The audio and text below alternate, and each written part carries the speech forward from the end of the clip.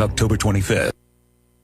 Democrats are hoping a history of split-ticket voting in Arizona means their Senate candidate will win, even if Donald Trump captures the state's presidential vote. Polls indicate Trump enjoys a slight edge over Harris in Arizona, something that would normally portend a GOP advantage in the Senate race as well. But Democrat politicos note the state has seen an abnormal amount of split-ticket voting in recent years and say that bodes well for Democrat Senate candidate Ruben Gallegos. Republicans looking to buck the trend this year, hoping all those who cast ballots for Trump will also vote for GOP Senate candidate Carrie Lake. Bob Agnew reporting. A simmering diplomatic dispute that has strained bilateral relations between India and Canada has resurfaced. This week, the countries expelled each other's top diplomats over the killing of a Sikh activist in Canada.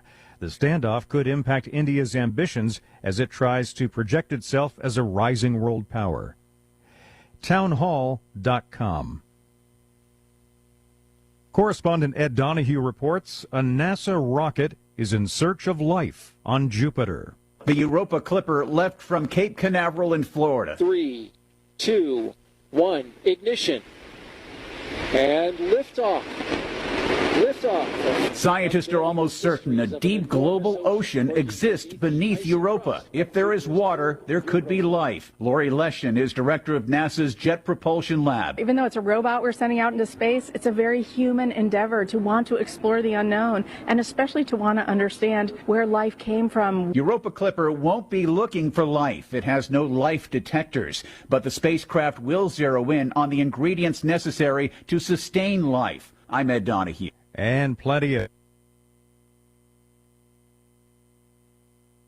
Europa Clipper to reach Jupiter. More on these stories at townhall.com.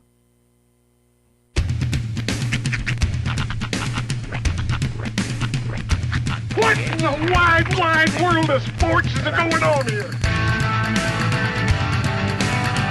I promise you, whatever scum did this, not one man in this force will rest for 1 minute until he's behind bars.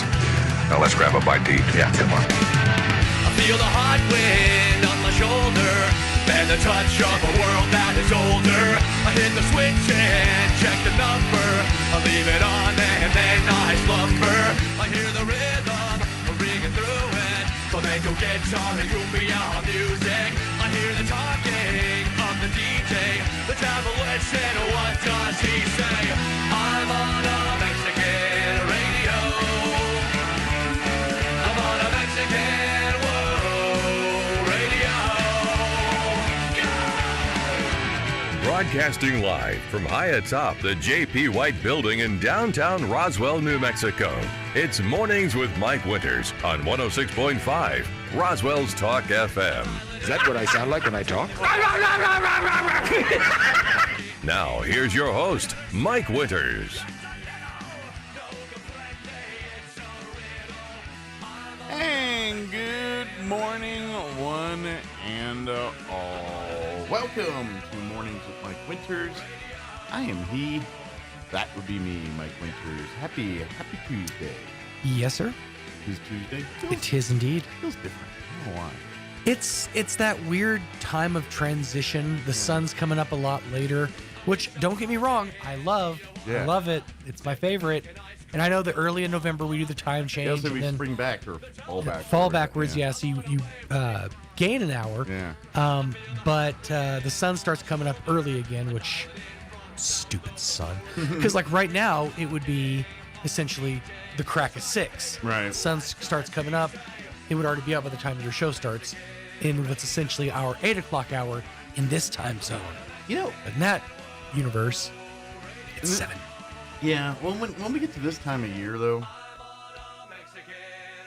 it's not the when we do the time, and I love the back one because I love the evening hour. Don't get me wrong, just like everybody else, but it's not the mornings that bug me.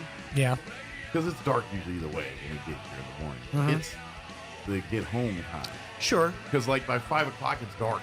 You know, and you're like, man, it feels late. And I'm like, it's only 5 o'clock. Well, and what it is it's not that it gets dark. It's that it gets so dark. Yeah. Like it looks like it's 11:30 at night. Yeah. At 5:45. Right. And you're like, what happened? And you're like, it's like, it's time to go to bed. It's like, I don't even remember eating dinner yet. You know? Yeah, it's like that's literally a fight I got into with my son the other day because he goes, we were driving home. I was picking up dinner, and he goes, some families eat dinner at night. I'm like, it is night.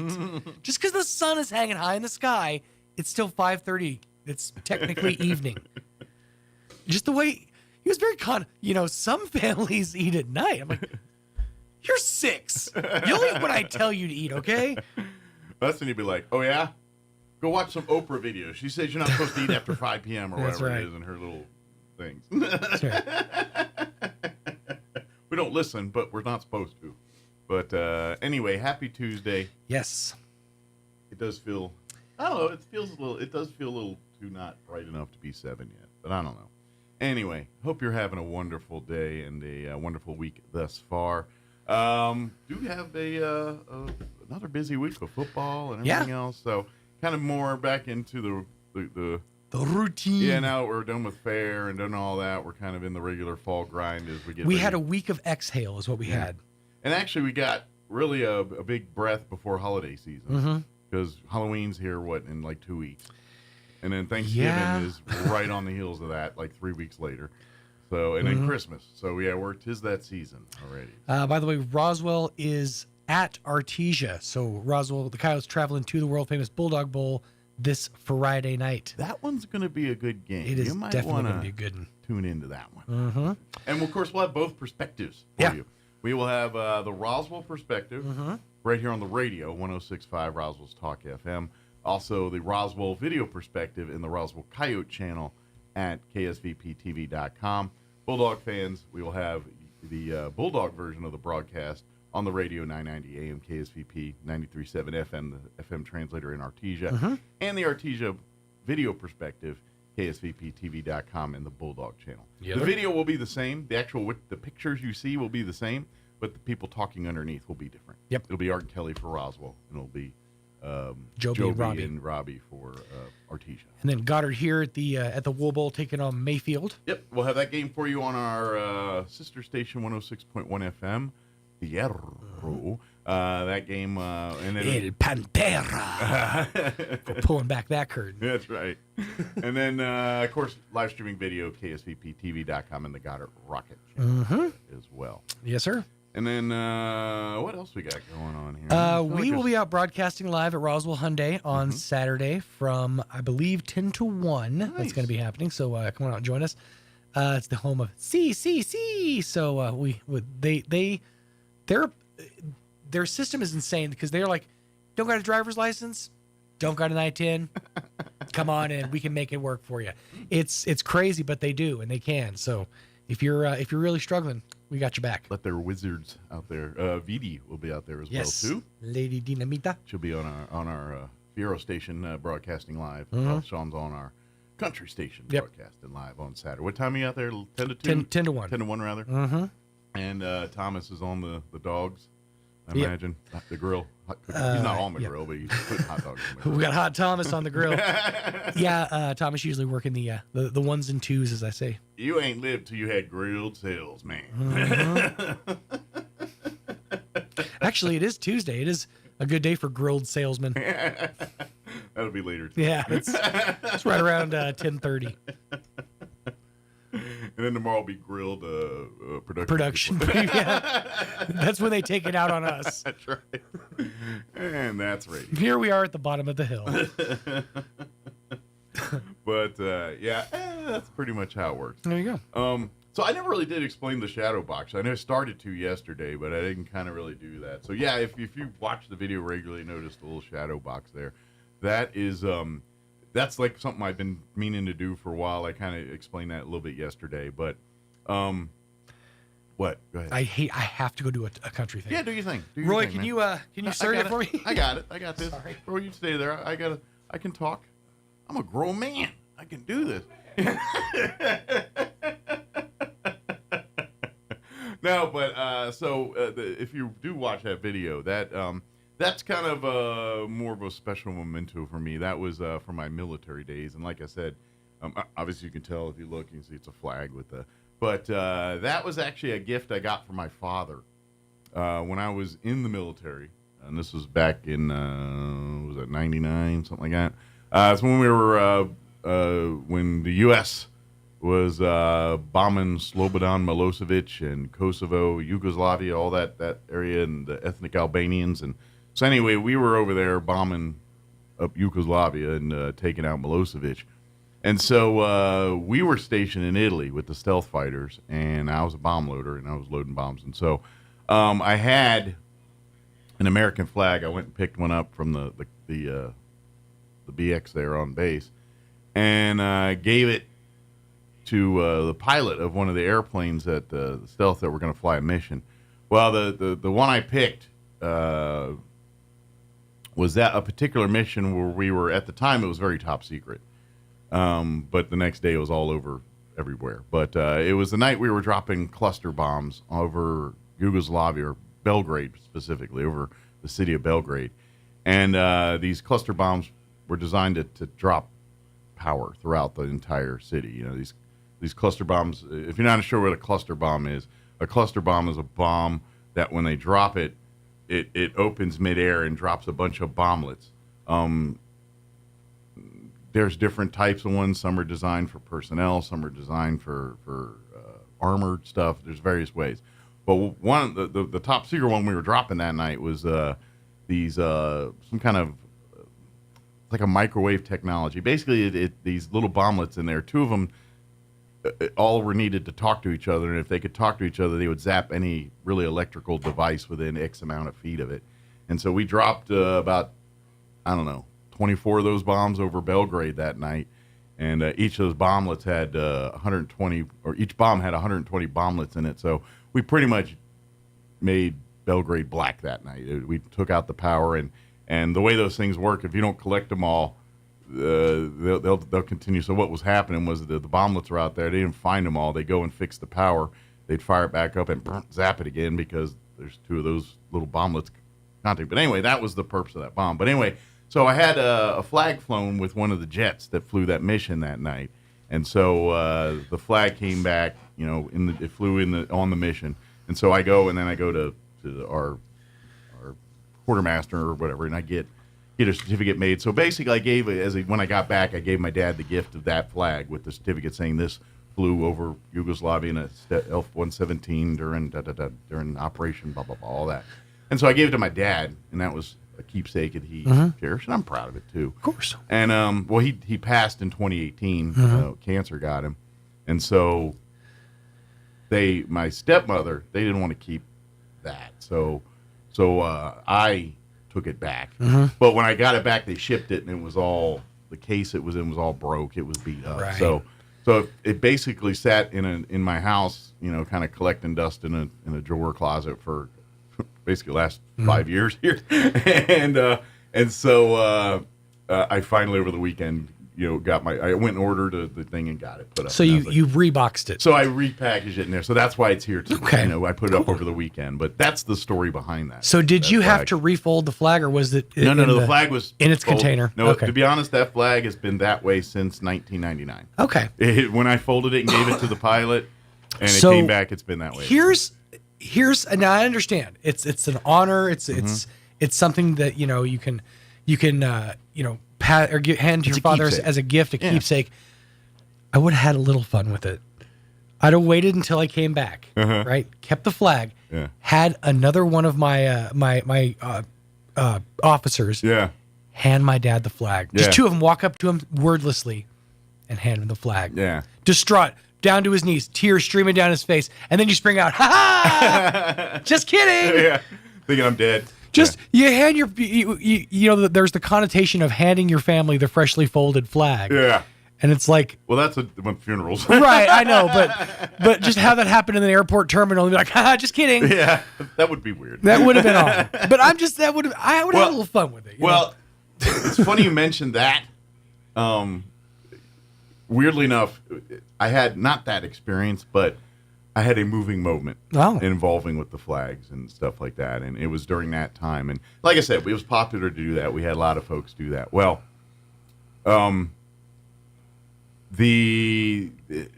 that time in Kosovo, now I got to tell a story quickly to get an interview going, but during that time in Kosovo, I don't know if you all remember, but that was the one time an F-117 got shot down. Mm-hmm. It was over Belgrade there. It was a rainy night. It was low clouds. They're dropping laser-guided bombs. They have to fly low. They're seen, they're hit. They got hit. It got shot down. But anyway, there's a whole story of that pilot and how he punched out and he hid in the bushes and everything, and the troops were after him, and he's hiding in the bushes. Next thing you know, he hears gunshots. Boop, boop, boop.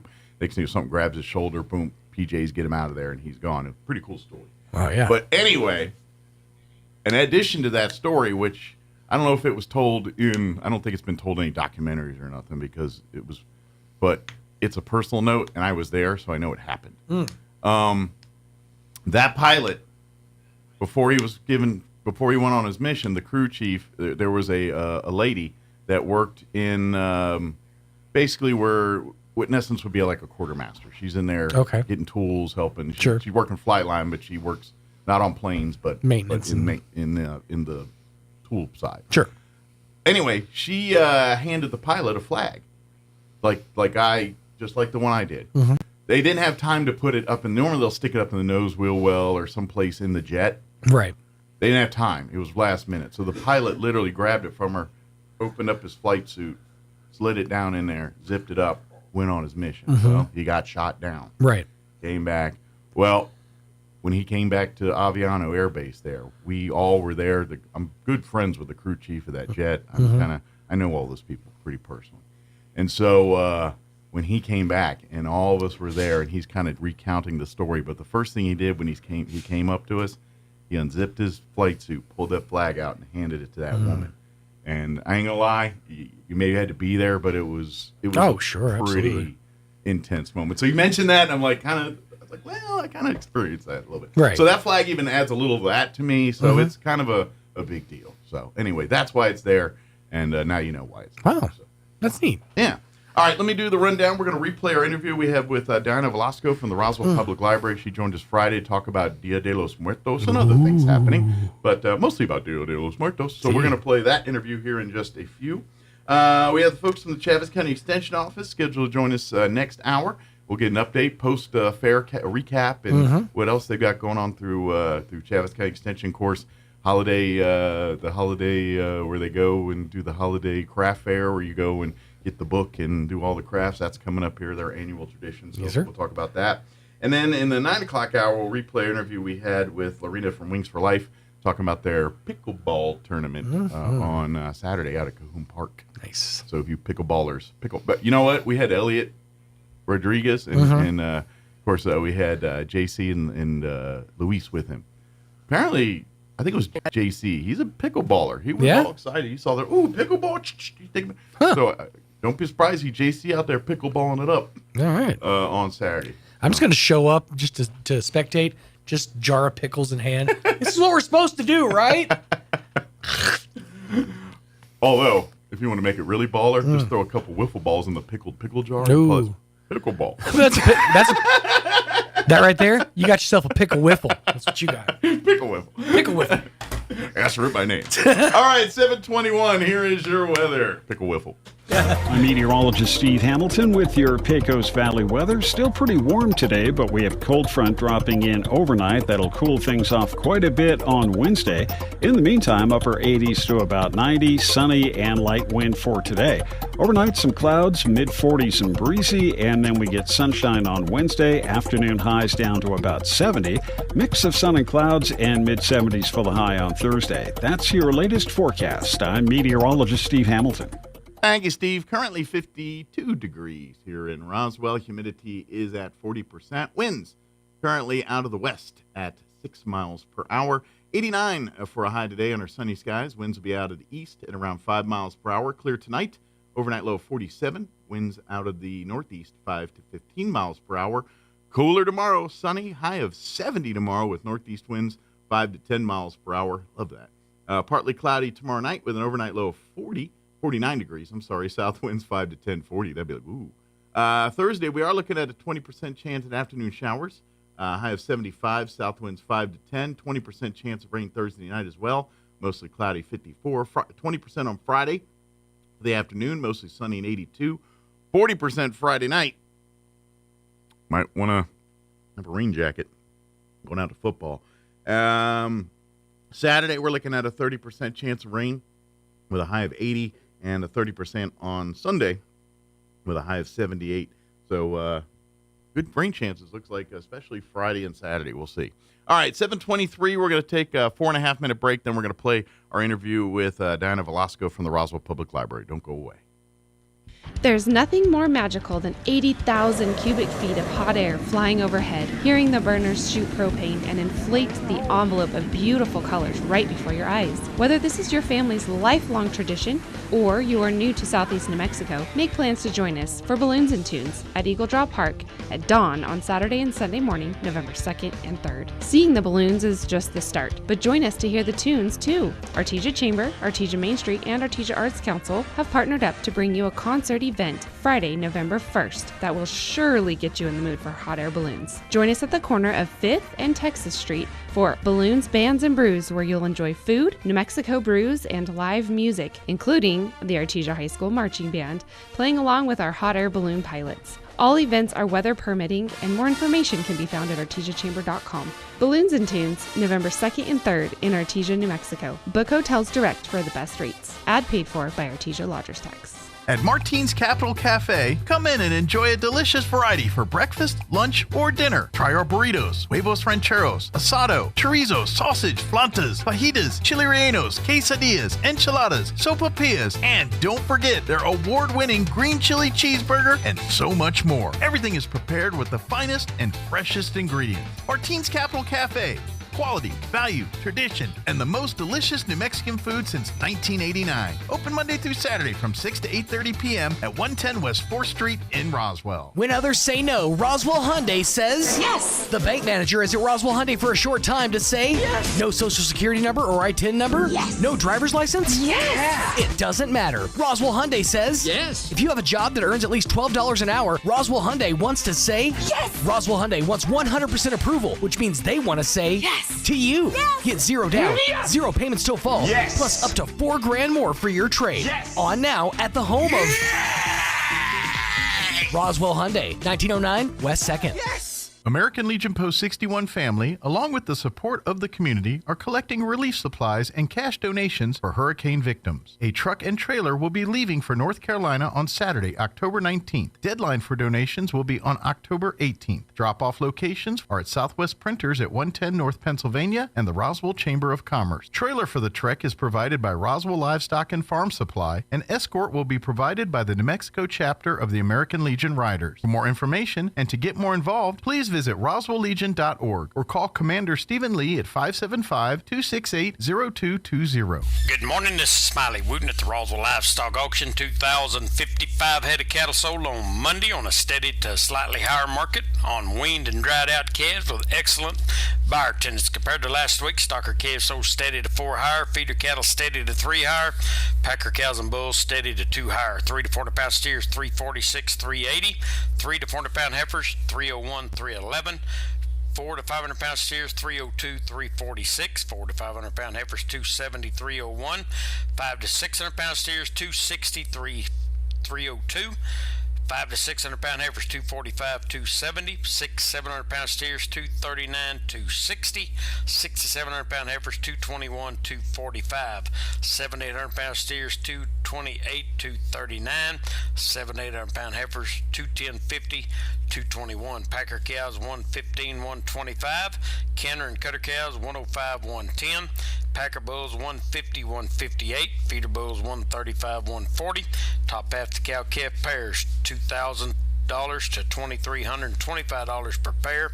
Top half the bred cows $1,800 to $2,125 per head. Now remember, this is the top of the market and prices range down from this according to quality, quantity, condition, and feel. We do appreciate the business.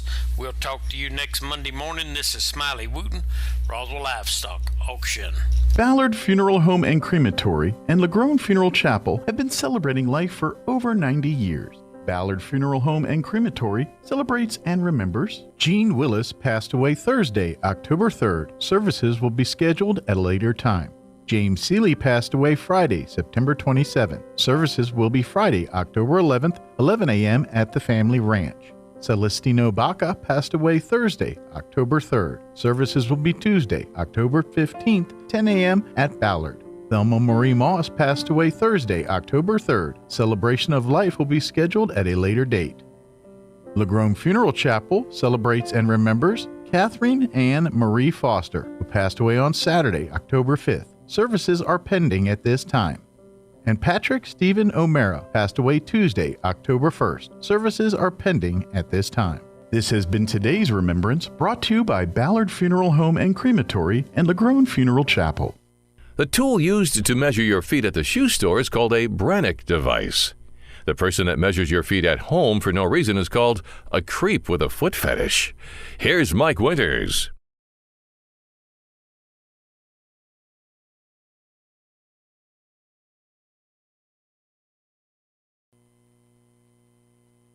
And good morning. It is 35 minutes after 9 o'clock, and joining us in studio this morning, Diana Velasco back with us from the Roswell Public Library. Good morning. How are you doing, Diana? Hi, good morning. I'm glad to be here. Doing once well?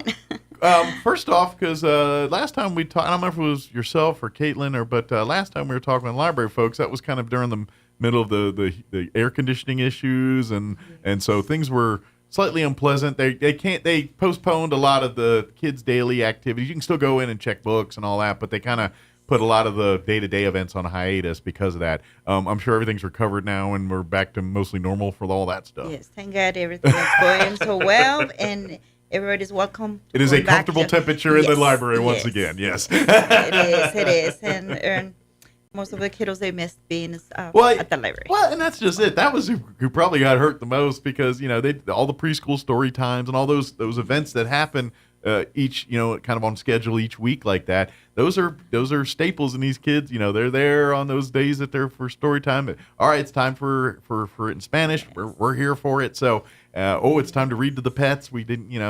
Those events are kind of for the folks that participate, that's part of their routine. So yeah, it impacted pretty. So we're glad that it's back at least. It's back and back to normal, at least to make it a little bit comfortable, because most of the patrons, they didn't stop going. Sure. They love being there. Well, they found their ways to keep it fresh, but they kept going. Well, and books are everything. You go to read books, and I hate to tell you, folks, but even the movies and stuff, guess where that probably books. It is, and as you see, our calendar, it's kind of busy. It makes us busy, all of us who works there, and that's what the children likes. Excellent. And right now. And I'm sure the parents do too, because this is a great chance to get your kids, especially like I would say, if you're a homeschooling parent, if you're not plugged in with the library, then you're really making it hard on yourself to get some of this stuff done. There's a lot of resources, a lot of assets, a lot of events like this that you can, especially for, but people like to say, well, the knock on homeschooling is they don't get as much social interaction. All that. Well, great. The library can fix that part. They can come to some of these events and things, and that can overcome or make up for what they might be missing in the classroom. Sure, and they're always welcome, and we can find the sources they need. Absolutely. Wow. And like as you see, our calendar is trying to embrace all ages. All ages, all the community. We have even those angsty 16 and 17-year-olds. Yes, especially the teens. Yeah. Our librarian, Rosie Ortiz, is working more with the teens as well. Absolutely. And she's encouraged them to come and participate. Like tomorrow, they're going to have the Charlie card where they're going to build nachos. Okay. So, all ages are welcome. Well, I'm like, can adults creep in on this one too? I guess all ages are going to welcome. Sure. They're going to enjoy that. It's like, do I smell nachos? He's like, you don't even have to advertise. You start the nachos and people start showing up. I know. And then on the following weekend, as you know, Kate works amazing with the children. They have going to have the STEM with the Pony Club. Okay. So they will be interesting to see what they're going to learn about it. Excellent. And once on the following week, which is the third, will be the 26th, the Friday prior to the 25th, it will be an event that working with the teens. Rosie Ortiz, our librarian, excellent, is going to have a dinner party for them. Oh, cool. And they call it the Mr. Murray. Oh, cool. So they're going to have this kind of like a dynamic and game with those teens. They're Sure. welcome. The event is going to start at 5. Excellent. And what I like about these is because when the people start getting in that age group, that's the part where they really want to be more invested in the decision making and the process of the activity. And so I think dinners like this gets them involved and engaged. And I'm guessing from things like this, you learn more about possibly future events and projects and things for the library that will really gravitate teens towards, and because they've invested themselves into it. You know what I mean? Does that make sense? Yes, and the topic that she chooses is called, as I say, the murder mystery. So they're going to try to find the murder and that. So they like curiosity. I mean, being curiosity. But I think this kind of inspires that, it's like, hey, we were there and this and that begat our next thing, and they get actively involved in the planning and creation of the process. So, yeah. And all teens are welcome from 5 to maybe up to 6:30. Excellent. And as I said before, they're going to have a pizza dinner, probably some goodies as well. Yeah. They're going to enjoy it and have some, fun, and they can invite their friends as well. Just don't get cheese on the stuff in the library. Well, they're going to be in just a we're going to put it. We'll put paper we keep towels them down. out the room as well. Yes. I was just kidding. And the last but not the least, Dia de los Muertos. Yes, we are in that time of year. Yes. Of course, Halloween and all that right here in the corner. Of course, Dia de los Muertos, which is this is where you get to expand culture and things. We live in Southeast New Mexico. So it's a lot more people's radar here than certainly other parts of the country here. But it's really cool to learn because and what I think is because I think people that may know Dia de los Muertos and that's it. They think Halloween, dark, ominous, and you're like, okay, that's what got you in the door. But once you get deep, there is so much tradition and love, and it's way more than oogie boogie. That makes sense. It is, yes. Well, so far, I think people in our community, they already know the difference between Halloween and Dia de los Muertos. And we respect each culture, But people just kind of lump it together, and so that's why I love events like this, because it gives you a chance, like, oh, that's not what I thought it was at all. Or, I remember this growing up as a child, and it's evoking so much sense memories, and now I'm glad my children get to participate. Yes, and growing as people from in the Southwest, it's good to know what it's Dia de los Muertos and what it's about. And as you see your calendar, it's going to show what we've been doing. We have workshops. Yes. We're going to have the ofrenda, what they give you an explanation, what the meaning of the elements that we put in the ofrenda. We're going to have the altar. But the way the altar, we try and encourage to have somebody from our community. Okay. This year, we're going to give the honor someone, an Hispanic, who did a great impact in the community. Okay. Probably most of you might hear about Ricardo Rudolfo Rudy Burrola. Ah, okay. He is our honoree, or he'll be our altar representative, I guess you could say. For this year.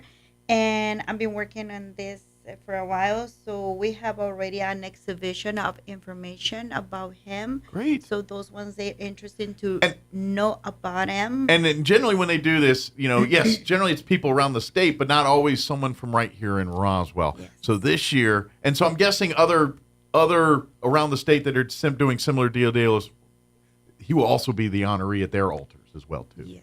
So it's statewide. It's not just here in Roswell. Yes. But it just so happens our honoree this year is right here in Roswell, New Mexico. Yes, and you're going to be surprised because you might see your picture in there. Mm-hmm. People from the community, they're going to get a surprise to see you as a child. Sure. Those when they were around him. Sure. He would participate on you the were an Boys impact Club. in his life, around his life. You might pop up in a clip or two here. Come out there. You never know. And we have pictures there like when he visited the White House while during presidency of Ronald Reagan. Oh, okay. A couple kids weren't there. They're now adults. Oh, yeah, so they're now my age or older, probably. Yeah. Probably, but you see pictures from those people. I mean, the purpose of this is to encourage people that we have people who did an impact and to keep planting those seeds, growing up that feeling, Absolutely. And they say, I can beat him. I can do something that goes beyond. Sure, it's an inspiration. Yeah. Yes, you look and you see, and the fact that this is a person that, odds are your family or whatever, might have had interactions. It brings that message much closer to home because, we look at your idols, who are your Taylor, people that really at the end of the day, you ain't going to see them but on your TV, your phone or whatever. And this is someone that you're like, man, this person made such a huge impact in the world. They went to my church. You know what I mean? Or something like that. And it sinks home much stronger in a place like this than, you know what I mean? Because that person's right here. So, yeah, I get exactly what you're saying. And when I started working on this, all I needed someone local. And as I started doing my research, I started keep searching with people. For the people. Wow, I admire. He's a really inspirational. Sure. So the more you dug, the more you're like, dang, this is. I can see why he's here now. Yes, he went through different areas, sure. Religion, so with the community, with the society. Sure. He encouraged beyond to children to learn life skills, sure, to inspire more about themselves, and especially about their self-esteem. And I met couple of them all grown up already, and they still admire him. So you're seeing the impact of his work basically years later. Yeah, that's awesome. And that's what our purpose is at the library to, besides doing the research, besides doing the culture, the tradition, have something. Does he have any family still in the area? Yes, are they going to be? They're going to be attending. Awesome, good. That's what I was hoping. I was like, could we get to meet some of the family maybe? And as in fact, I think Mary Lou is listening to us. Excellent. Miss Burola, she denies me to call her Miss Burola. She call me Mary Lou. She's a sweet lady. Good. Well, I'm glad they're going to come. Been helping me so much with all this so I hope, and I imagine they're going to be over proud, but I'm sure it's going to be an emotional day for them because, you know, we look at him and then they're inspired by him. They're looking at him as mom, dad, and uncle, or, you know, grandpa or whatever. You know, that's kind of. And we're just talking about just one of the areas, which is the altar, the ofrenda. Of course, we follow the tradition as always, like blessing the picture. Yeah. Those one who passed away, they're welcome to bring their pictures. Father Lalo is going to give the blessing. Okay. So everybody's welcome, especially those ones there, like they can stop by their hometown. Bring the copy of picture, bring it that day in the morning, early as soon as at 10. Okay. And they get the blessing. We're also gonna have the folkloric Así se baila. Ah, so there's gonna be the color and the pageantry right there in the folkloric dancing. And we're gonna use the whole library because they're gonna be dancing at the young adult area. They kind of need room. Yes. Like they're big, but their costumes are equally as big. And when they get to twirling, if there's not enough room, people get knocked out. Just saying. No, we try to. So we got to give them space. I don't know how, but I try to make the space for everyone. Yeah. And they're going to give some beautiful monarch butterflies away. Cool. Yeah. And also at that spot, they're going to have something new for the teens. Awesome. And everybody's welcome. Excellent. We're going to have those like ceramic skulls. The sugar skulls. Besides that. On top of those. Okay. On top of that, we have ceramic skulls this time. Okay. Plastic skulls. Some a little bit more permanent. permanent. They're going to color it with Sharpie markers in there, in that area once they finish dancing. So those are like heirlooms that they can really keep, and then when maybe someday they pass to their kids or grandkids. The sugar skulls don't have that shelf life, but these could do that. That will be on the children area. Sure. The sugar, so all the edible will be on the children area, which is the sugar skulls, the cookie skulls, pan de muerto, aguas frescas, which is flavored water. Sure, and that's great because that's great to. Especially your younger kids to kind of introduce them into it. And so they're not going to remember all the customs and traditions, but they're going to remember those sugar skull cookies. And so so it's kind of using that to evoke these memories and things at various levels. You know, as you're older, you're going to appreciate some of that stuff, but obviously your toddlers and your preschoolers and younger kids, they're going to float more towards sugar skulls and candy and cookies. And I believe that everybody will have something to take home. Sure. Everybody, because they're also going to have headbands they're going to make with those beautiful flowers like Frida Kahlo. Okay. But those ones until supplies last. So excellent. They have to be aware of the map and see where to find it, like the papel picado, paper flowers, the headbands.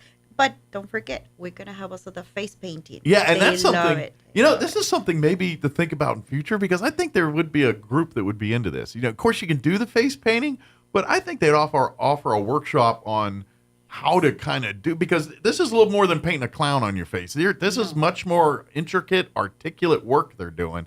And quite frankly, a skill set that I don't think all of us possess. So I think that would be interesting to kind of peel back the curtain on that a little bit and see how that's done. You know? We've been doing with this face painter for a couple of years, yeah. and he's doing great. And it's something that children will not get scared, and it's according to the event. Sure. And we're gonna close with a singer. Okay. We're gonna have a live singer. Okay. And I hope that everybody learns something, have fun, and they take something home that they can share with the. It's sharing a piece of people is really what this event is about. This event is the Roswell Public Library saying, "Hey, come to my house for Thanksgiving dinner, and come see what we do for Thanksgiving." That's what this event's really like. So it's come for the family.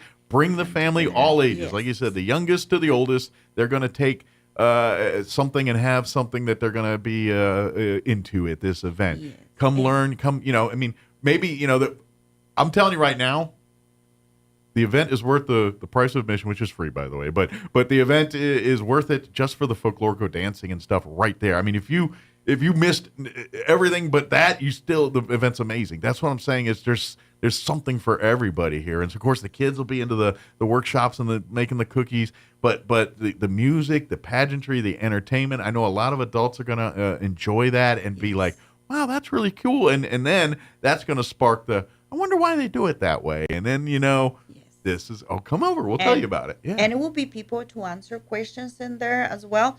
And as a matter of fact, next to the altar, because he's the one who gives the purpose, the idea when I was looking for someone in the community was Mr. Ruben Esquivel from the cemetery. Okay. And he's going to give you some information as well. I imagine he's got, as a guy that, who does what he does at the cemetery, that's a lot of information probably, if not in his head directly, easily accessible in the annals and records of the cemetery there. Yes. So. And also, we try to have a guest every year. Like last year, we have Aaron Wilton from the museum. Okay. And he was helping with the person that we give the honor, was Mr. Barella, an artist.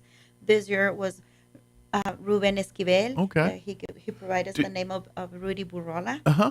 And he's going to give some information about the cemetery. People that are interested to know something, that will be a good opportunity to pick up a pamphlet. Okay. Well. Jay was curious because, like you said, each year they pick up different representative to be on the altar for each year, and it's same statewide. Is there a location, whether either online or physically, where you can say, I want to see all of the altar people throughout the history of our Dia de los Muertos celebration here? That is great. Well, right now we have an exhibition at the library. Okay. Right now, and on the 21st, they're going to see the other exhibition, which is the altar. Okay. That's when they're going to see. Okay. I just don't want to know if someone could go back and look and say, I'm very curious who's been honored in the past. That's a good idea. I might suggest that we can put them on the website. Yeah, I think some people would be very interested in that. Yes, they will see some familiar faces. Or because someone would be like, you should honor him. Like, oh, wait, they did 5 years ago. Yes, that would be. Yes, you know what I mean? Or like, you're right, we shouldn't. Let's see. Let's run up the flagpole and see what happens. Yeah. Yes, I know that we're going kind of slowly.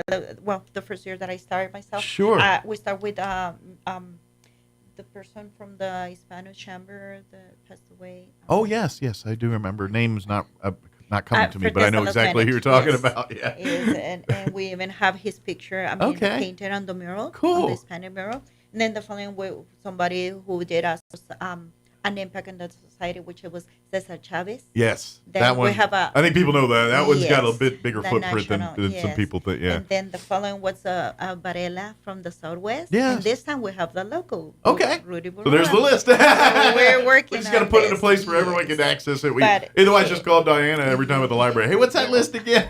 Yes, you're always welcome. But as I say, don't hesitate to stop at the library and see that beautiful exhibition. Sure. You're gonna read so much information. I wish I have enough time to explain how much he did great.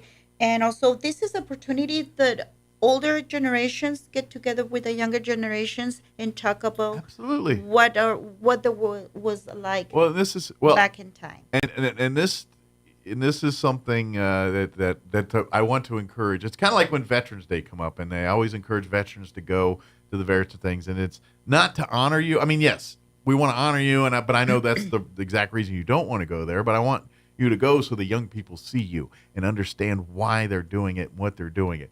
This is kind of the same thing. We need our we'll call them well-seasoned folks that have seen a thing or two and are experienced in life, to events like this. Share that with these, because if you don't, that's how the history goes away. If the next generation know about it, how are they going to carry it to the next generation? So the onus is on you and your generation to pass that down. And so this is an opportunity to do that in a fun way, and quite frankly, you'll enjoy the experience as well, because once you get the fire lit, and they're going to want more, and then you're feeling like a rock star yourself, like, man, I didn't know I was cool as this. You know what I mean? It does work both ways. It works both ways. Well, you see a lot of new things coming up about how they're working around the library. Yeah. But don't hesitate, and please make plans to be there. This is for our community. Yes.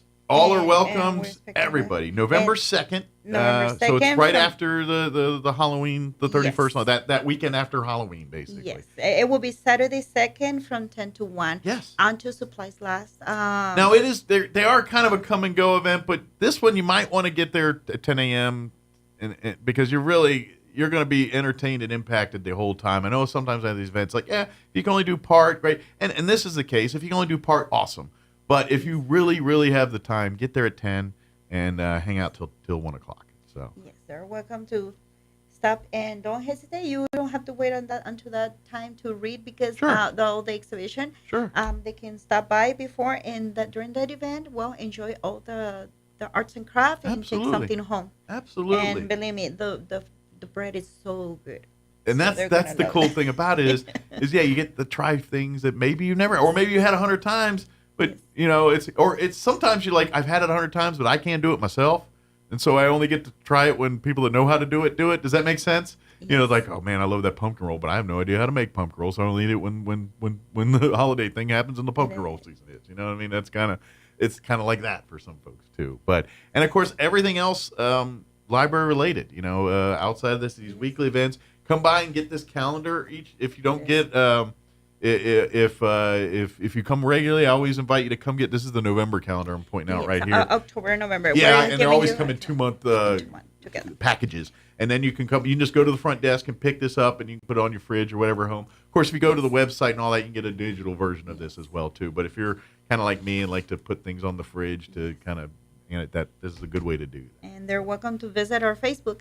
Absolutely. See what's going on. And Instagram as well. You guys are also there too, and great to like and follow those. And not only do you get to learn about events, but you get to see like when they'll take pictures from the events. And so I imagine which you shouldn't, but if you do miss the Dia de los Muertos, you'll see a great recap of all the pictures and stuff, and then you can get jealous, like, man, I should have gone.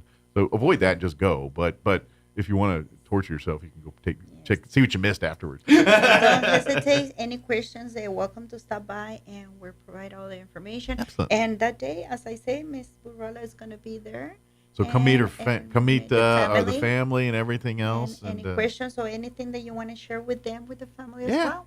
And of course, teens, everybody. One last thing, something that I learned, I didn't know about it. There's a day, it's a proclamation day for Rudy Burrola, which is October 19th. Okay. And the original, it's right at the library. Okay, so you can come see the proclamation and everything there too. Excellent. And you don't have to wait until the 2nd. That's going to be up there. And by the way, if you want to start learning and getting more familiar with Dia de los Muertos, now's the time to visit the library. And so when November 2nd hits, you're kind of like, all right, I know, I'm familiar with what we're doing now. And so if you want to kind of maybe do a little pre-learning, come to the library before and check out the displays and sections, the stuff that's kind of leading up to the event here. Yes, like some people at home, they already, last year they asked me a couple ideas how to build their own altar de muertos at their home, and they're always welcome and Excellent. help them out.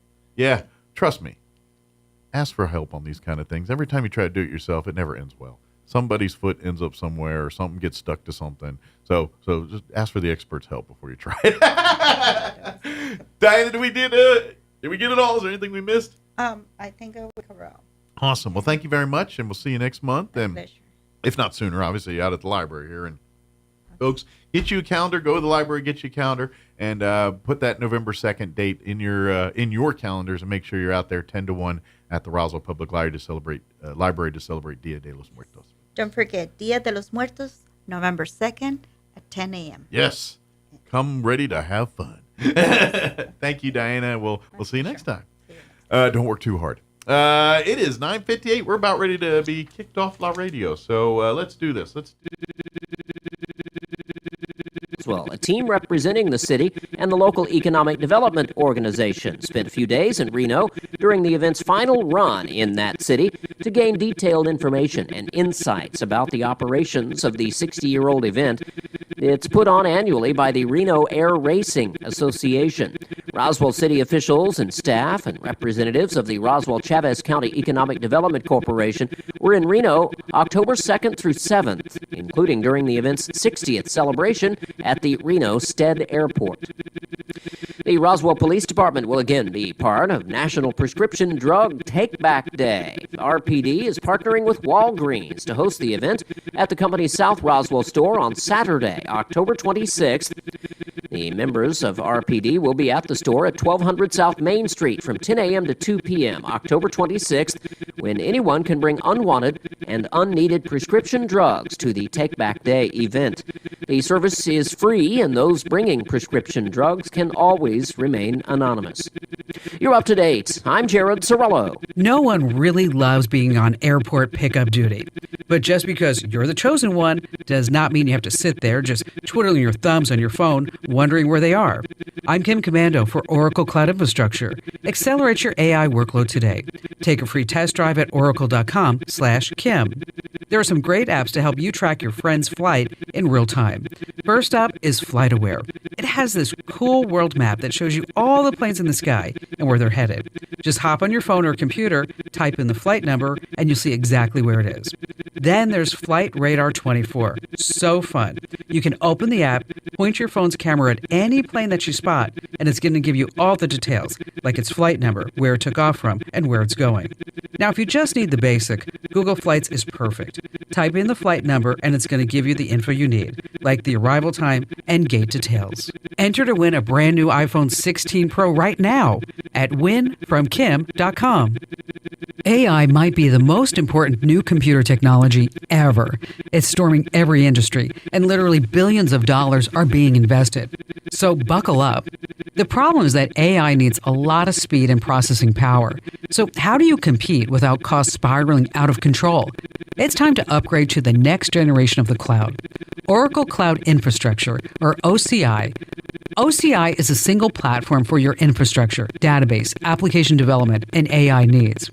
OCI has 4 to 8 times the bandwidth of other clouds, offers one consistent price instead of variable regional pricing, and of course, nobody does data better than Oracle.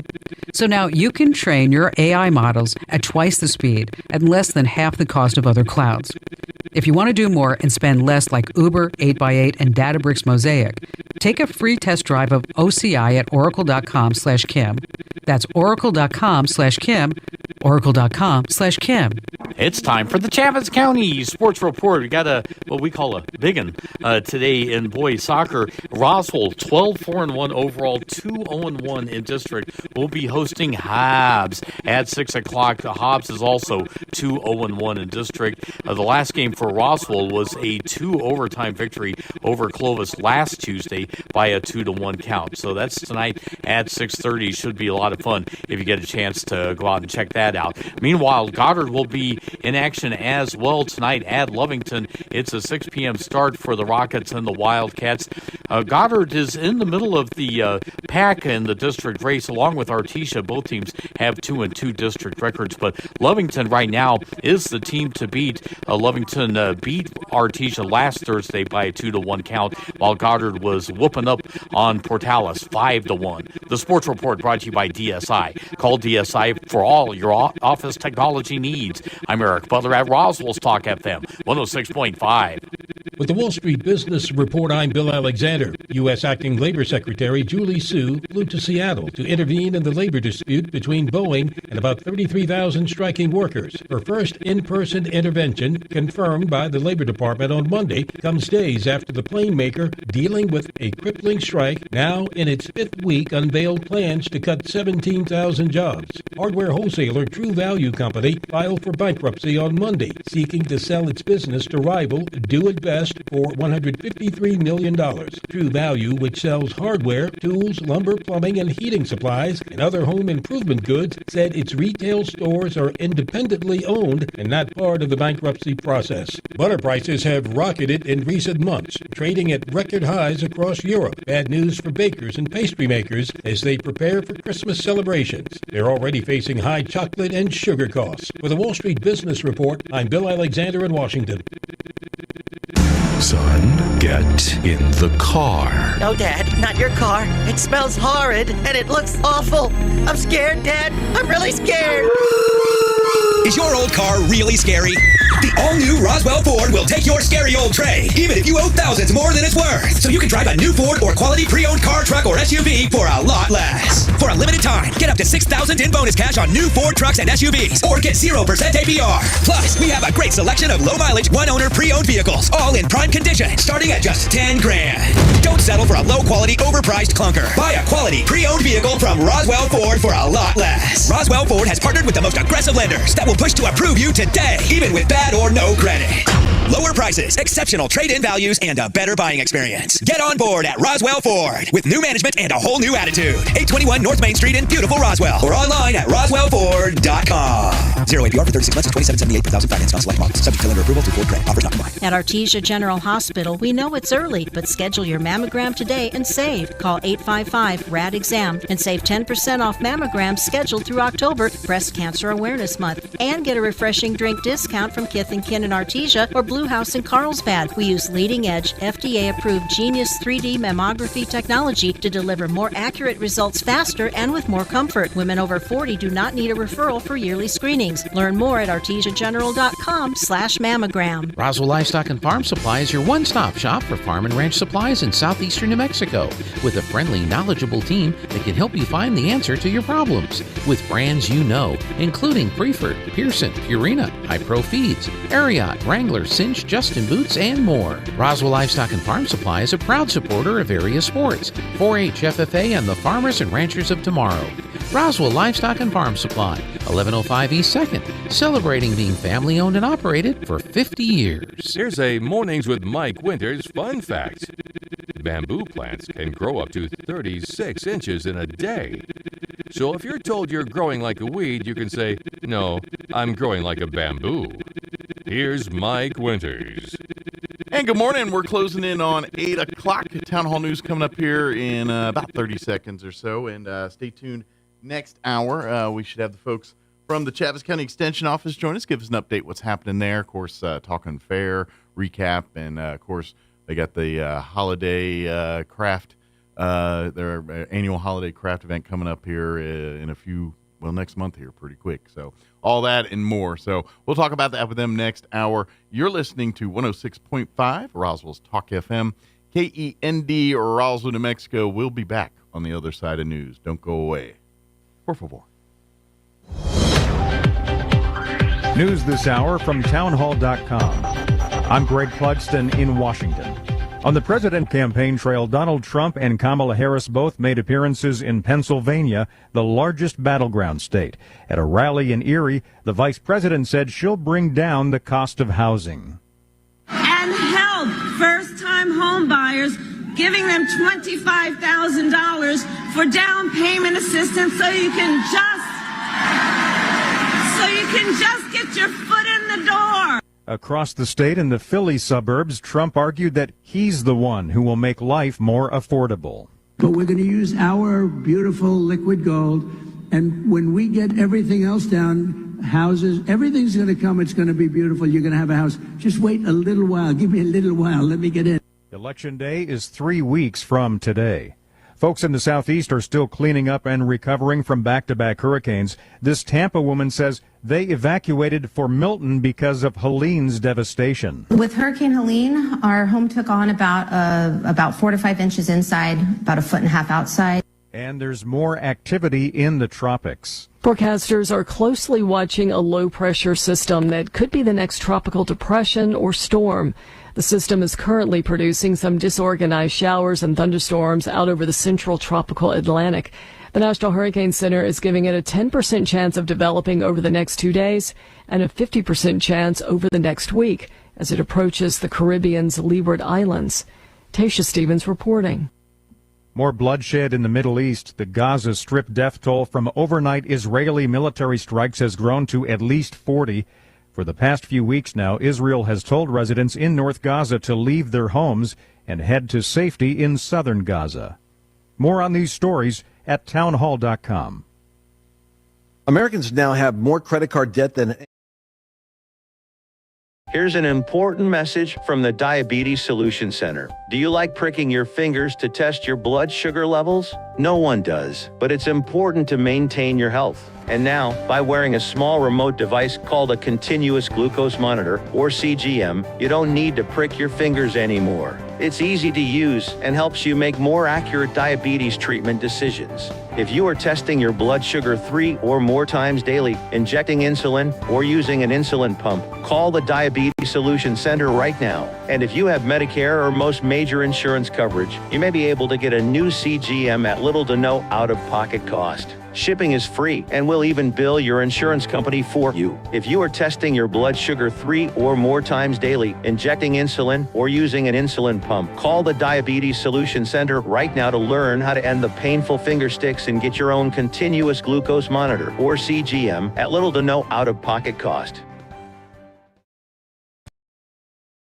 Carolina, after receiving threats at a time of heightened disinformation about relief efforts. The Federal Emergency Management Agency says that disaster workers paused and then changed some of their hurricane recovery efforts over the weekend in North Carolina, including abandoning door-to-door visits after receiving threats they could be targeted by a militia. The Rutherford County Sheriff's Office says it received a call about a man with an assault rifle who commented about possibly harming employees of FEMA working in the hard-hit areas of Lake Lure and Chimney Rock. 44-year-old William Jacob Parsons was later arrested and charged with a misdemeanor. I'm Lisa Dwyer.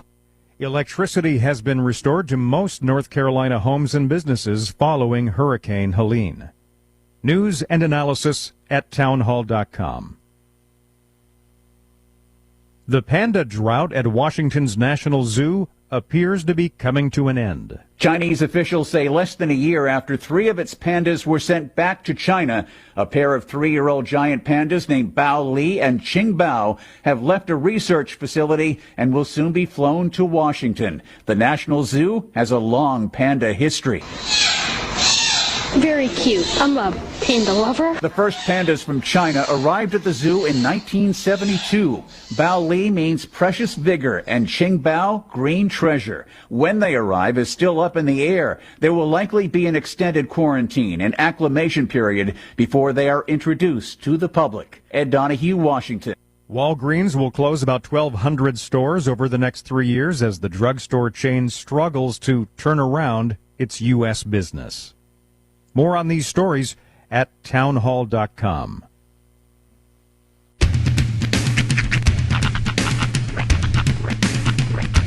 What in the wide world of sports is going on here? I promise you, whatever scum did this, not one man on this force will rest for 1 minute until he's behind bars. Now let's grab a bite to eat. Yeah, come on. I feel the hot wind on my shoulder and the touch of a world that is older. I hit the switch and check the number. I leave it on and then I slumber. I hear the rhythm ringing through it. Flamenco guitar and cumbia music. I hear the talking of the DJ. The travel witch said, what does he say? I'm on a Mexican radio. I'm on a Mexican radio. Broadcasting live from high atop the J.P. White Building in downtown Roswell, New Mexico. It's Mornings with Mike Winters on 106.5 Roswell's Talk FM. Is that what I sound like when I talk? Now, here's your host, Mike Winters. And good morning. It is 6 minutes after 8 o'clock. Welcome to hour number 2. The deuce of Mornings with Mike Winters, right here on 106.5 Roswell's Talk FM. Oh, so happy Tuesday, everybody. Ah, yes. Now it feels sun's out. Mm-hmm. More. Sun's out, guns out. That's right. Out. It's fine. You mean nope. You might need to bring your mic up a little bit because I couldn't get any of that. I think my thing got bumped a little bit. Oh. Looked a little lower there. So Yeah. Is that better? Oh, yeah, I can hear you now. Some people are like, thanks, Sean. We didn't want to hear that. Jeez. Listeners sneaking in at night, bumping it down by millimeters. A little quiet. Ever so slightly. They'll never notice. It's like, I can't remember what show it was. It might have been The Office. somebody was pranking somebody else in their office. That's why I'm assuming it's the office. By moving everything on their desk 1 inch to the left. Wow. Yeah. That's the ultimate in passive aggressiveness. Just to see if the guy notices. Every single item just slightly to the left. In my younger days, that would be me. It would infuriate me. I would come in there, somebody moved my stuff. In my younger days, I'm that guy that's moving everything 1 inch just to see. I mean, it's gaslighting in its purest form. Nobody's moving your stuff, Sean. Speaking of gaslighting, that reminds me, one of the... And it's I have nothing to do with the gaslighting, but if people hear this that are listening, not me. So just the messenger. Ding ding. I just saw what happened. Okay. So there was an employee that used to work. You know him. It was before your time here, but you know this person. Used to work for us. He was, matter of fact, he was the former morning show guy before me, not here, but in Artesia. Anyway, narrows it down. And so, in our office in Artesia, it's a hodgepodge. Well, more so back then, it was more museum-like. We had a lot of stuff, a lot of collecting things. Gene and Lana, they collect things, or I think Lana more than Gene. But they both are really, collectors. really nice way of saying they're hoarders.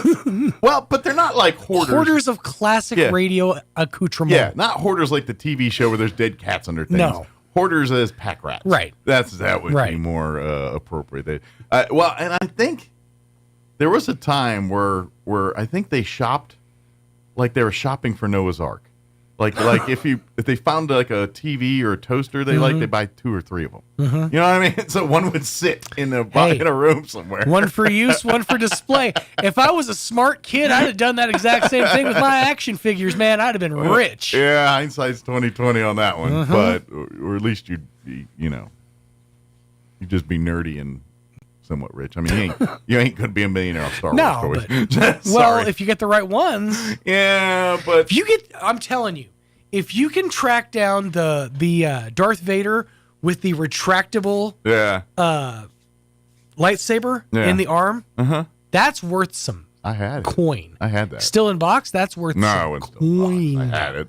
Nothing I had was still in box. I was a kid. I played with it. You played with it. Yeah. That's what I'm saying. If you had the one for display, and I know there's like play. a Boba Fett out there that's like very rare that shoots rockets that it's worth like $100,000. But even still, yeah, but it's not wrestling belt money. No, but it's a couple of them. You take that and put it in the right places, i.e., the wrestling belts. Yeah. you can double your money. And quite honestly, any child in that time that actually kept things in a box in that era, that's a future serial killer. Bingo. Yep. 100%. If you're a kid that was able to buy collectibles and keep them, I mean, clap, clap, clap. But seriously, that's somebody you want to watch out for. Yeah. That's diabolical. We did digress a bit. Dan McDonald. Yes.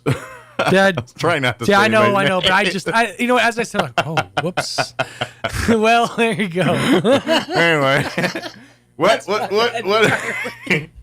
I doubt he's listening. He's not, but, if you are, I giggled. That's why I'm telling your story. It's a good one. Yeah, you should be proud of this in a way. Unless the other person's listening, then shame. But anyway.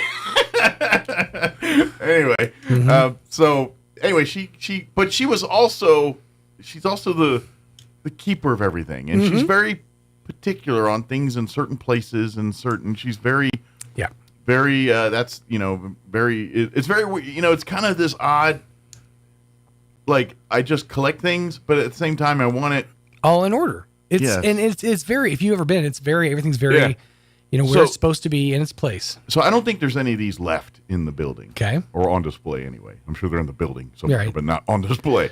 But at one point in the decorations over time, there's about Dan was there, so it was probably 15 years ago. Okay. So anyway, there was these ginormous teacups, like clown size, like the size of a fruit bowl. Right. But they were cups, and they're not meant for drinking. They're decorative, and it came on a saucer and a cup, and there was like several different ones. They were all same patterns but different colors, and so it was kind of.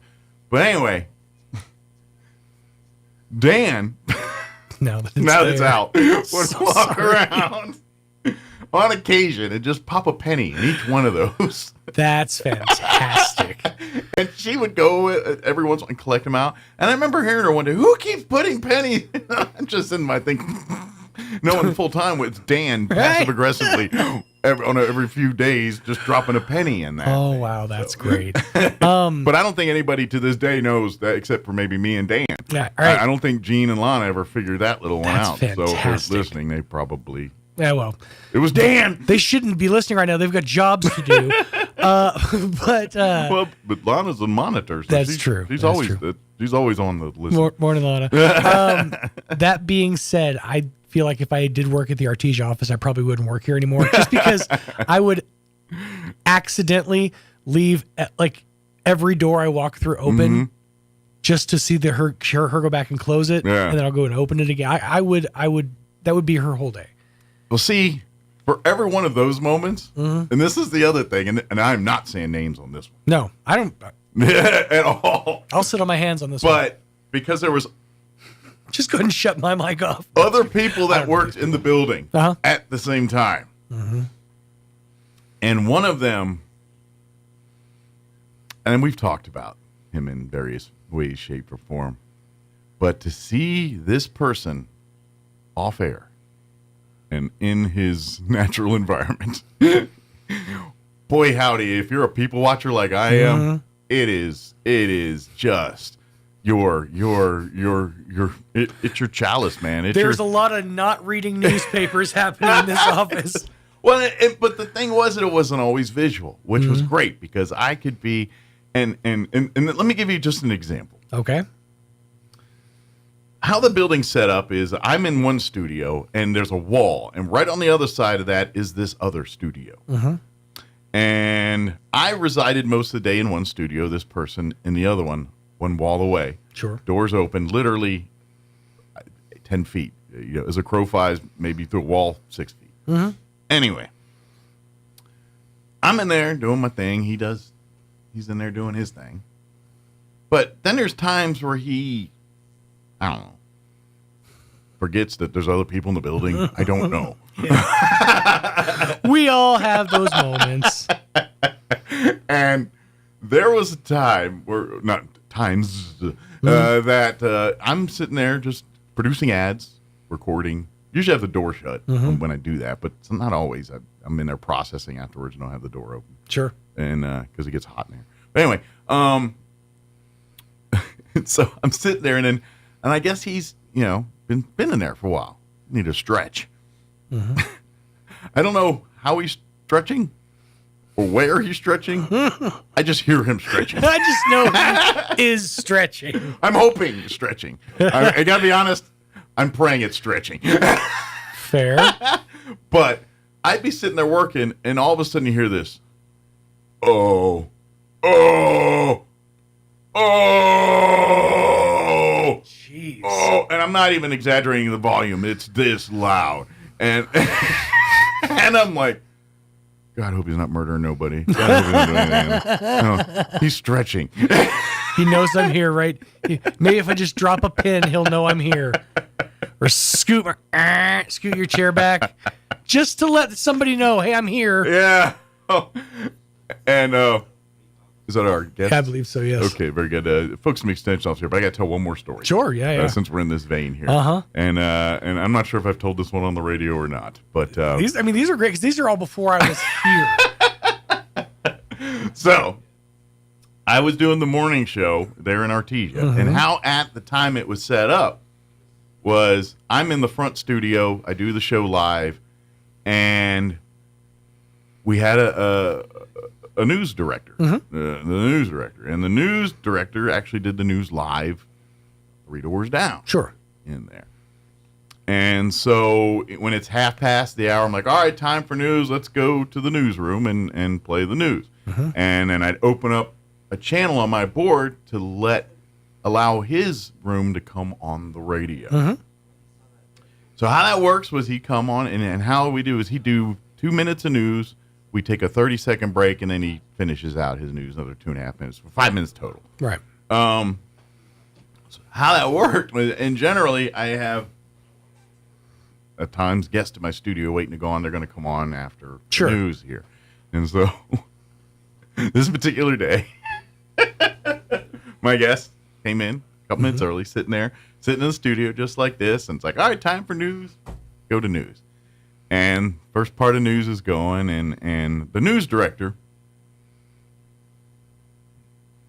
he's very good voice. Sounds He's very, got that very professional voice. Yes. But a certain tone and tenor. But doing it live versus recording just not always worked out well. Sure. I mean, you're leaving yourself, open to anything. So this particular newscast, he's trying to read his story, and he's kind of stammering through a couple words. He's having trouble with a couple of things. And so we get to the part where he's about to take his break, and he's like, "All right, we'll have more after this, after words from whoever the sponsor was, Jay's Horde or whatever it was." So at that moment, I put his channel in queue, and what queue means is it mutes it from going out to you guys, but we can still hear it in our studio. It's like a one-way mirror. Yeah. So two-way mirror. Sorry. Yeah. So I put him in queue. And then I'm playing the commercial. So on the radio, you're hearing the commercial.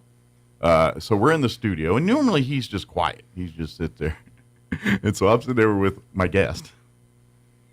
And while he's in queue, the most impressive string of slur words I've ever heard put together came out of that. Came out of that. Tearing up news copy. Came out of that speaker. Thank goodness none of them went on the air. Of course, yeah. But my guest heard all of it. It's the unedited feed in here. Thank goodness that guest was a regular and knew everybody very well and found it humorous. That's great. However, if I had the pastors from the church on at that particular moment, that might have not gone over so okay. Forgive us, fathers. But I'm just like, hey, so how you doing? And we're both like, and we're like, and it literally, like, as soon as I hit the ad, fracking, and I'm like, whoa.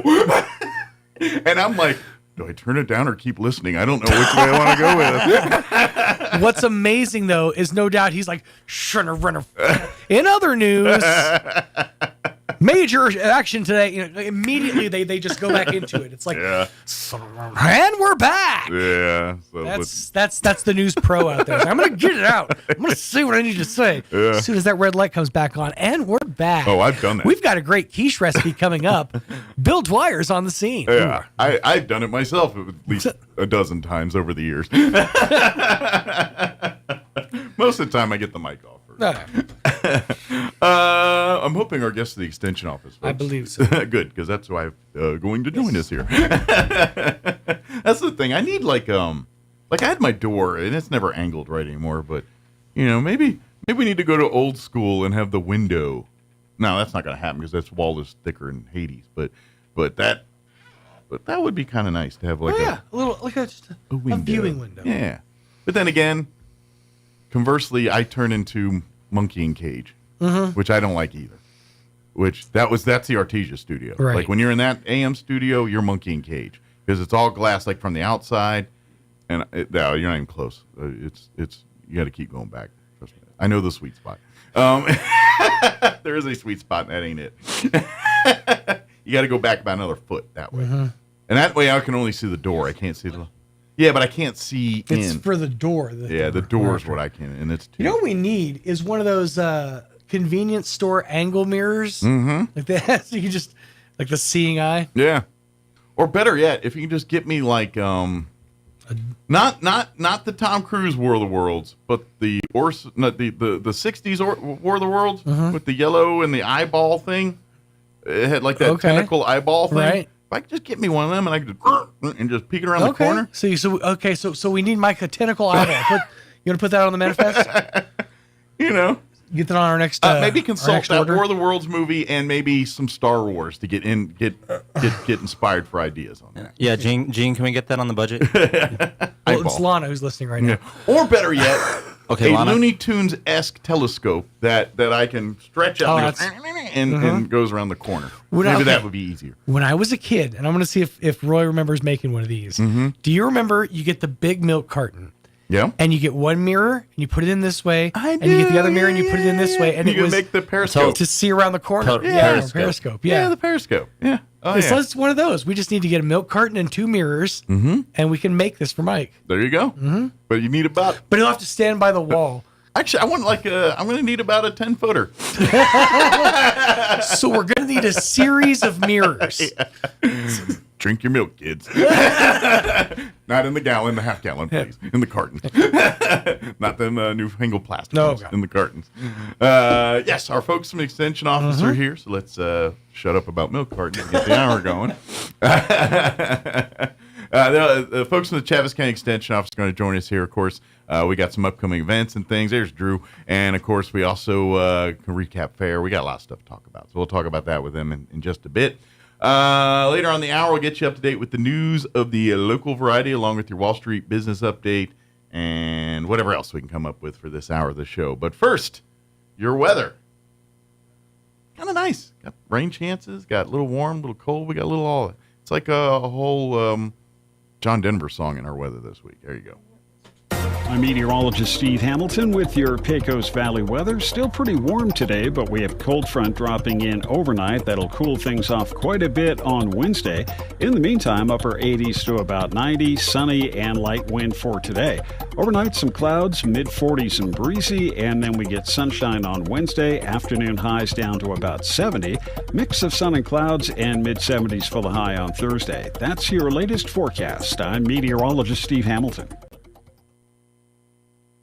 Thank you, Steve. We're all playing with the door right now. And by the way, while I was playing with the door, I didn't refresh my weather. So let me stall for a second while the computer refreshes it. There you go. Currently 55 degrees here in Roswell. Humidity is at 36%. Winds are out of the northwest at 5 miles per hour. Sunny skies and not quite 90 today. 89 is what they're saying officially. Winds will be out of the east at around 5 to 10 miles per hour. Now, if you're thinking 90, drink it in, because we're going to be about 20 degrees colder tomorrow. It doesn't really say we're getting windy, so it's just a cold front of some kind. Because, like, tonight's winds are 5 to 15. That's not really, I guess it moves a front in, but not enough to we call windy. So, but tonight, mostly clear. 47 for an overnight low, which now we're getting in the 4s.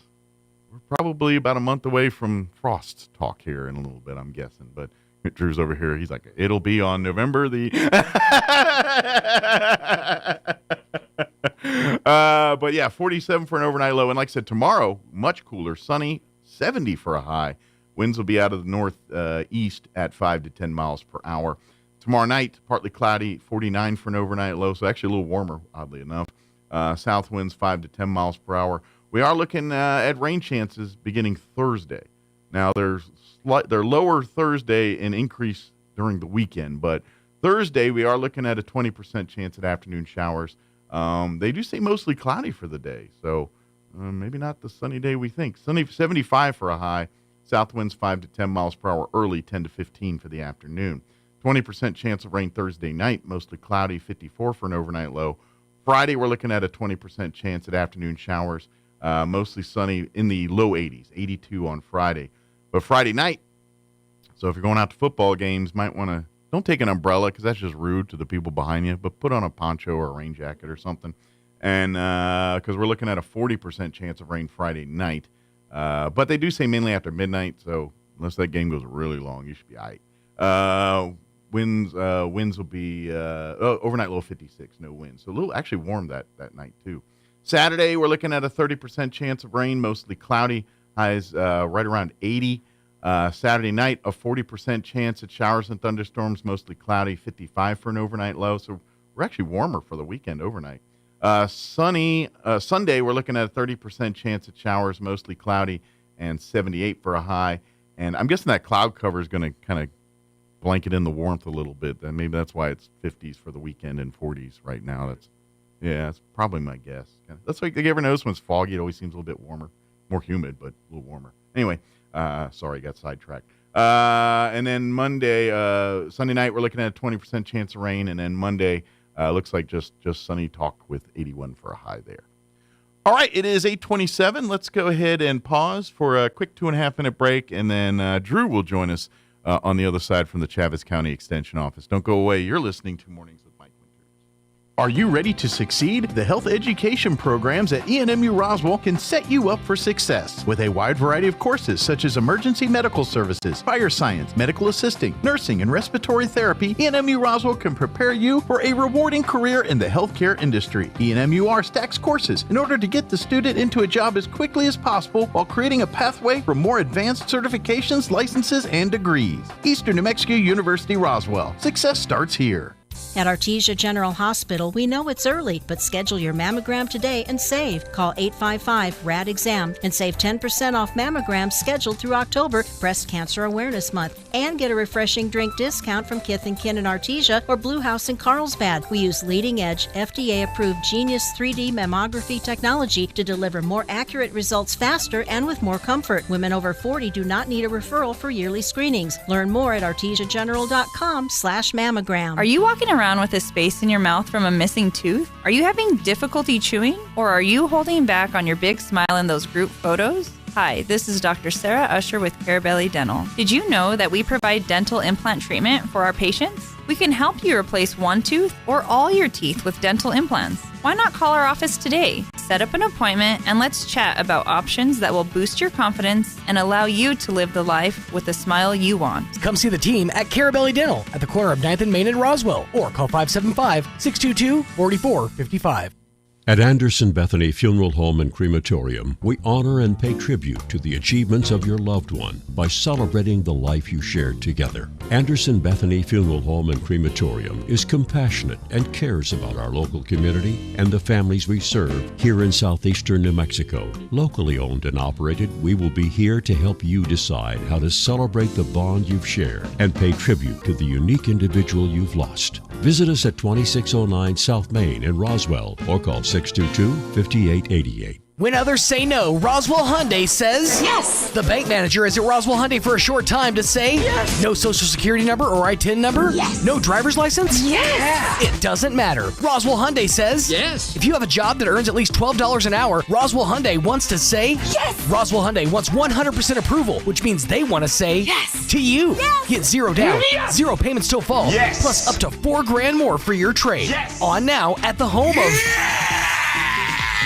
Roswell Hyundai, 1909 West 2nd. Yes! Here's a Mornings with Mike Winters fun fact. More than 50% of Americans fall asleep on their sides. That's way better than falling asleep on someone else's side. Here's Mike Winters. And good morning. It is straight up 8:30 here, and joining us in studio, back Drew Garnett from the Chaves County Extension Office. Morning, Drew. Good morning. How you feeling? I know I was gonna say fair's over. You get to take a breath, but that's. I mean, actually, you guys get busier after the fair. I think. It just keeps rolling. Yeah. We never slow down. But no, the fair was great. Had a great time. The kids did a wonderful job showing their animals. I think everything. Weather was good. I don't think we had any weather issues all week. It was so much better than last year. Last year was so hot. Yeah. This was comfortable. This was a nice, comfortable temperature pretty much the whole time. Yeah, you at night you might want to put on a sweater. Kind of that perfect. About during the day you're in short sleeves and t-shirts. But about 6-7 o'clock, all right, give me that long sleeve. Yes, and stuff. So that's exactly what you want at the fair. Oh, exactly. So yeah, it was perfect. And then the shows are great, concerts are great. The kids, the junior livestock auction went off well as it does every year. So a big success there. I know you don't handle much of the 4-H at some of the other folks. Well, now that we got a 4-H agent, I was able to take a little bit more of a back seat on some of that. But I'm sure you still keep tabs on some of the kids and following how I'm sure they all had a good time. It's so big and busy, you can't completely walk away. Sure. And you don't want to anyway. That's so much fun. That's one of the best parts of our job. Well, and here's the thing. It's going to be funny because, this is our town, our community, and our thing. And where Drew's at and where he does, more than likely, assuming Drew's still doing what he's doing in, say, 10 years down the road, some of these kids will be coming to him and, hey, my ranch needs this. What do I got to do? Or, what I'm saying? Definitely. These kids will be future, they are. There are future leaders and future farmers and ranchers of our community, and they're going to be a big part of it. Absolutely. And so they're going to be the ones in these pesticide classes and master gardener classes and beef symposiums and things like that. That's it. I was trying to find a word, good beef consortium. No, that's not the right symposium. That's the word. But and so that's why the fair, and that's why we do the fair.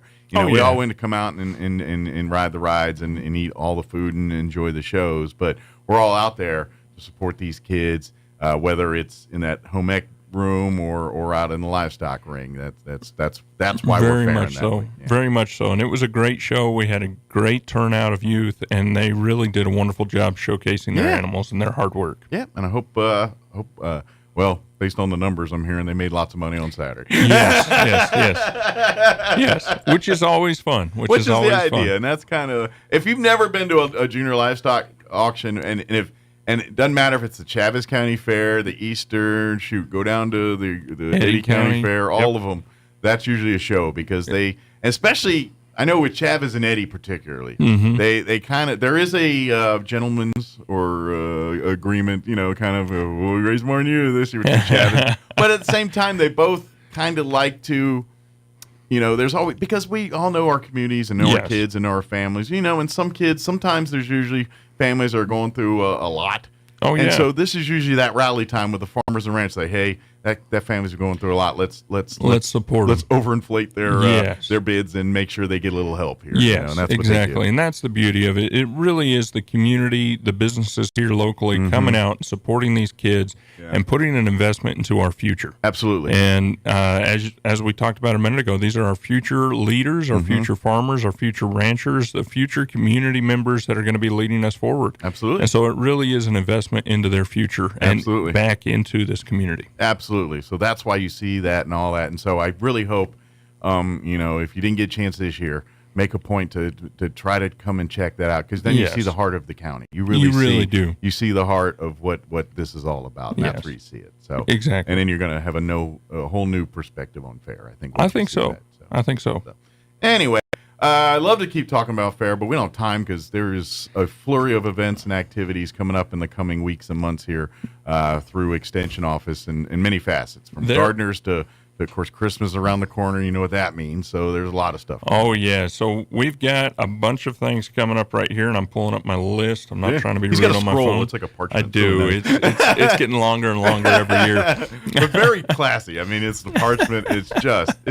There's a certain touch to that. There is. So I'm just going to go in order of things that are popping up. So right now is the time to enroll in 4-H. So October 1st starts the new year for the 4-H season. And so if you are interested in 4-H, and it doesn't have to be just livestock showing, there are so many things going on. We're kicking off the new season of our shooting sports.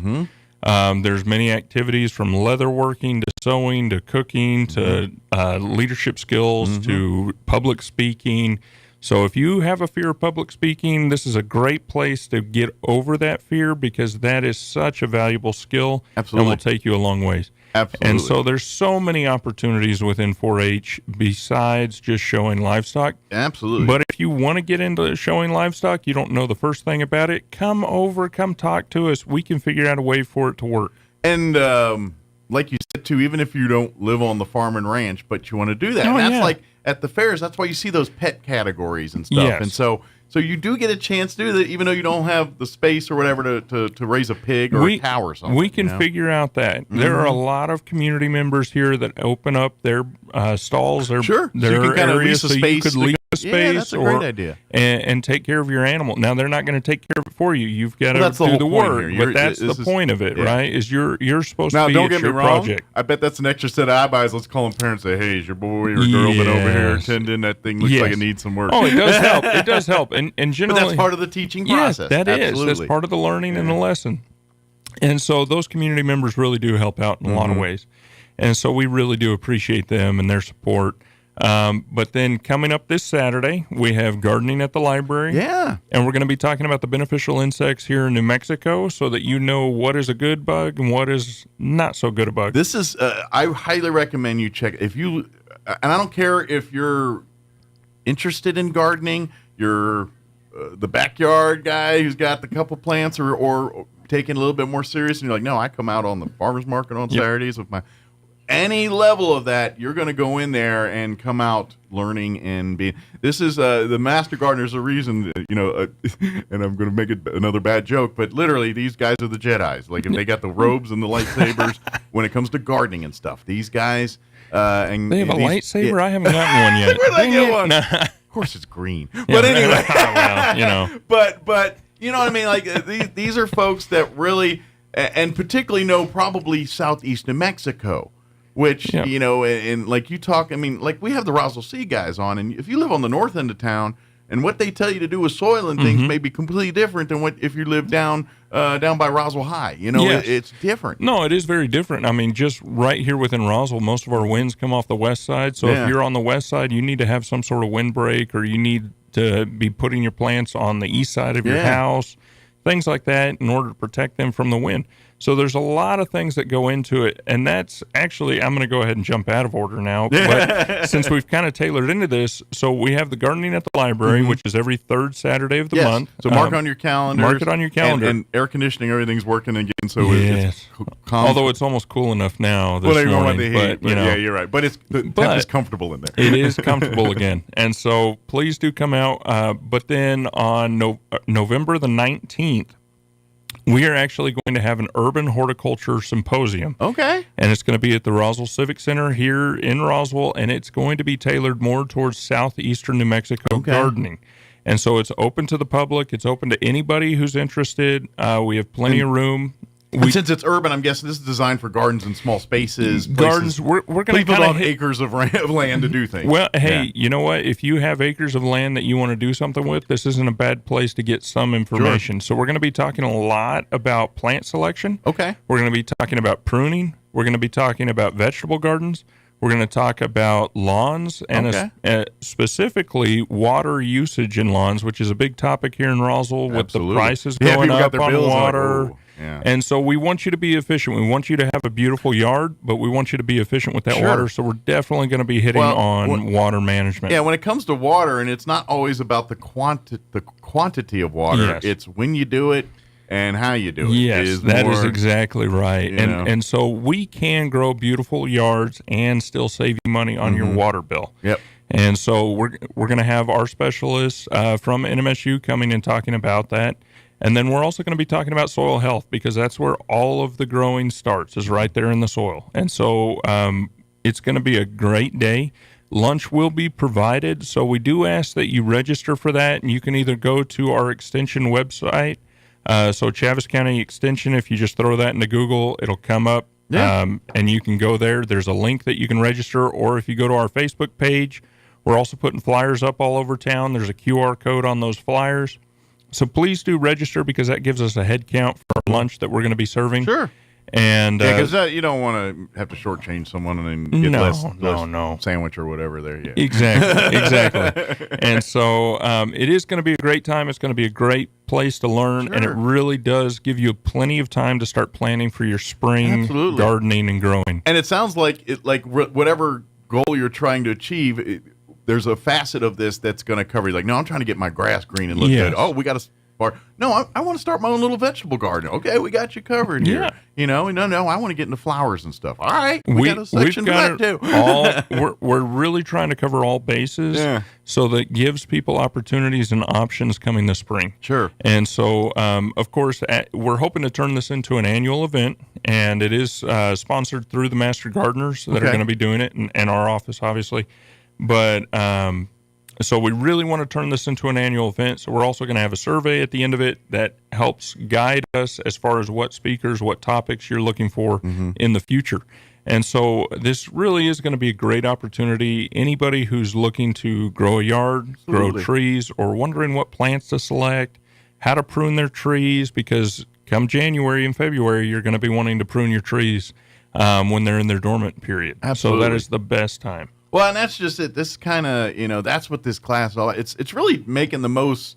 It's really teaching you to do more with less. Yeah. It teaches you to work less to get more. Mm-hmm. Yep. And that's really and all of it beneficial to everything. Yes, it really is. It's more beneficial to the plant, yourself. That's kind of like the soil you're talking about, earlier. You think about like a baby, when you have a baby and the mom and the baby's in the womb and they're telling, all right, put this in the air so the baby gets the nourishment. Yeah. Your soil's the same way. You got to put the right things in there or that plant won't be healthy. And it's just like that baby. If you're not putting the right nutrients and things in your system, that baby's not getting what it needs to mature and grow. Exactly. Same thing here with the plant. Yeah, you got to put the right implements. You got to take care of the soil for that plant to grow. Mm-hmm. And so it really is going to be a great opportunity for anybody, and it's not just open to Chaves County alone. It's open to anybody that is interested. Absolutely. And so we really are.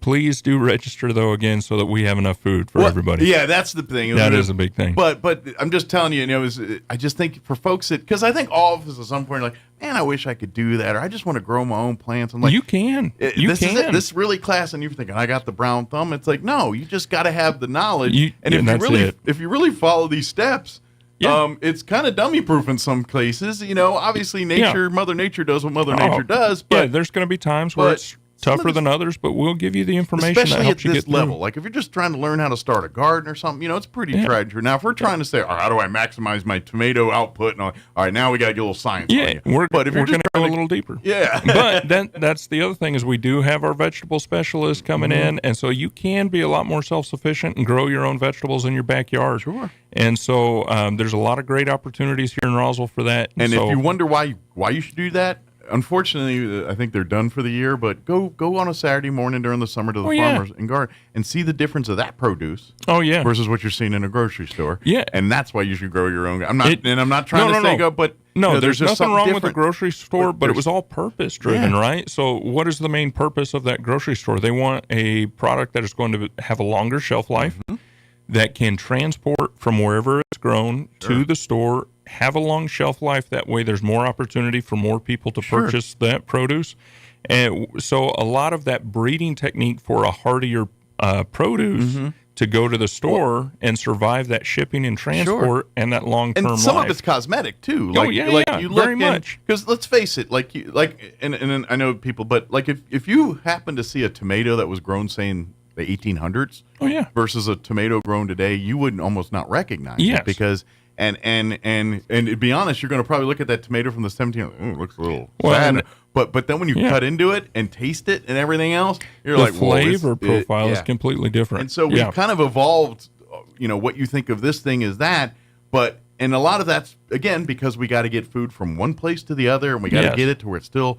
And let's face it, you walk into the grocery store and you see them sad little things, you're like, never mind.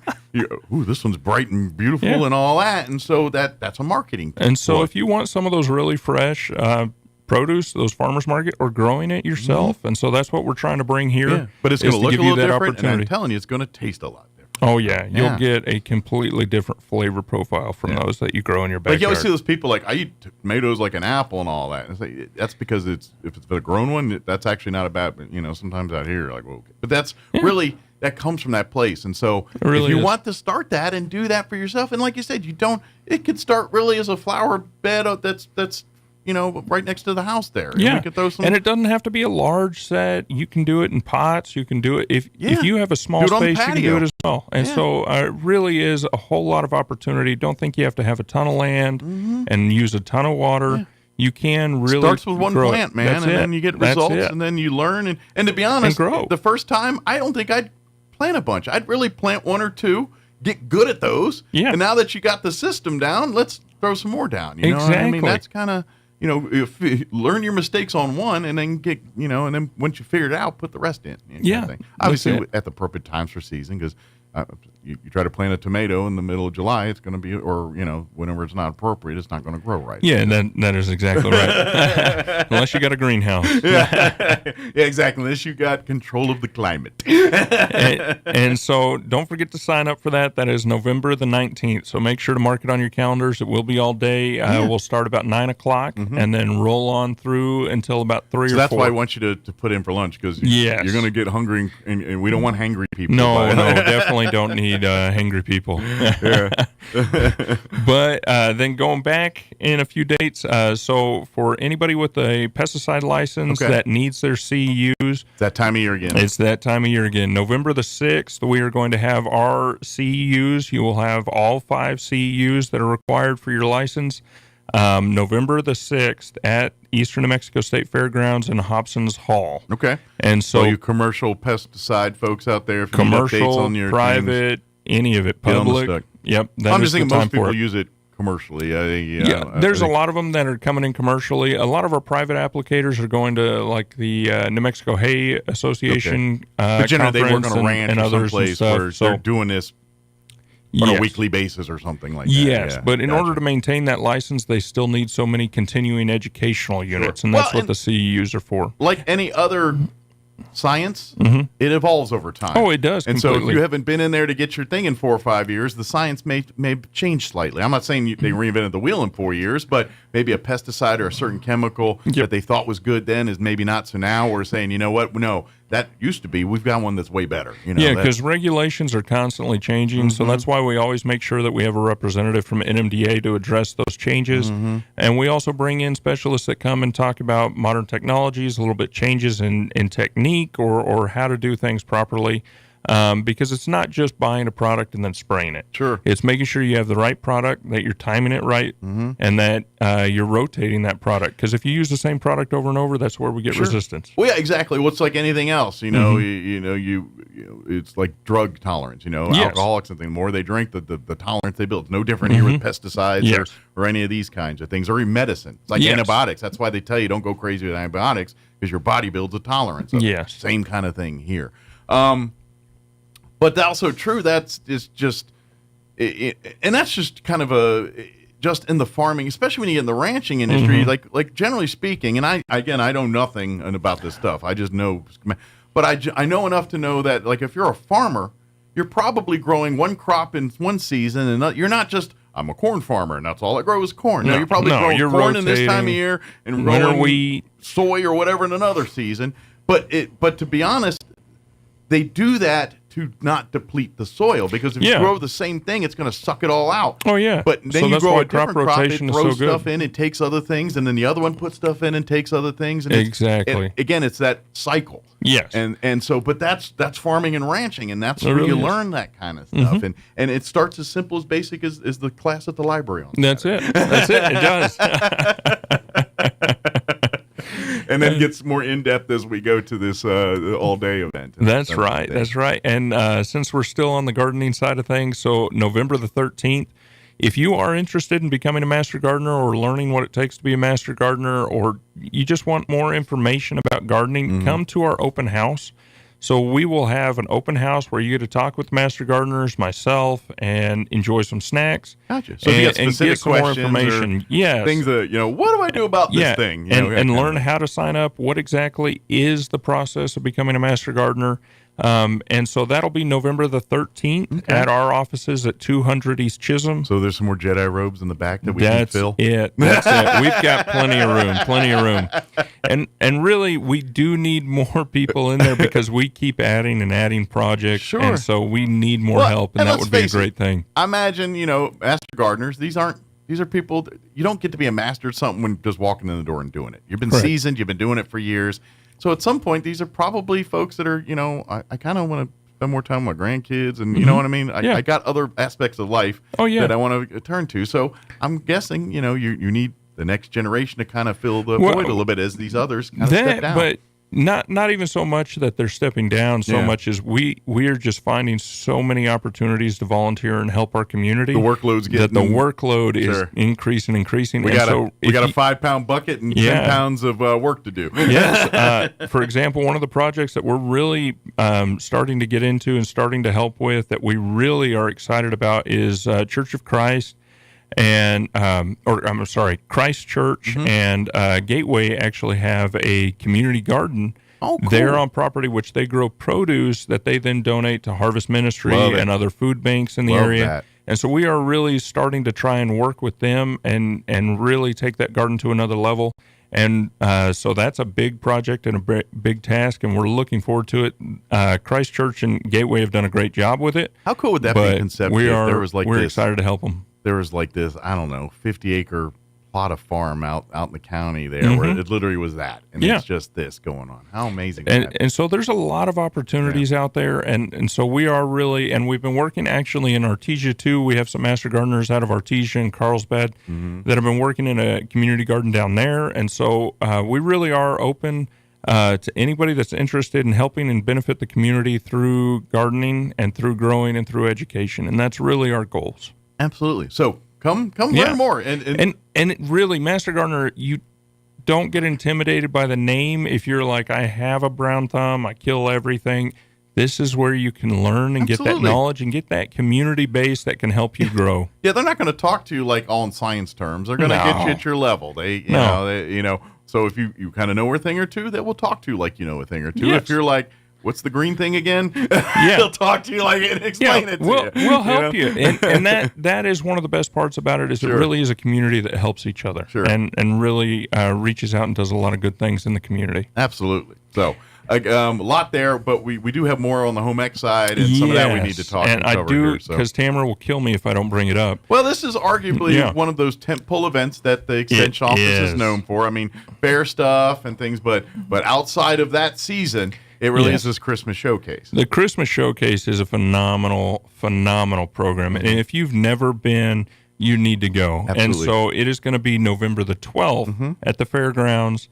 And there's two offerings, so one at 2:30 in the afternoon and one at 6:30 in the evening. Both are November the 12th. And so it really is, if you're looking for projects, ways to decorate your home, if you're looking for homemade gifts, if you're looking for baked goods, if you're looking for ideas on that, how to get started in some of that, this is the place you want to go. Sure. And you really should go. It is an awesome event. Bring your family, bring your friends.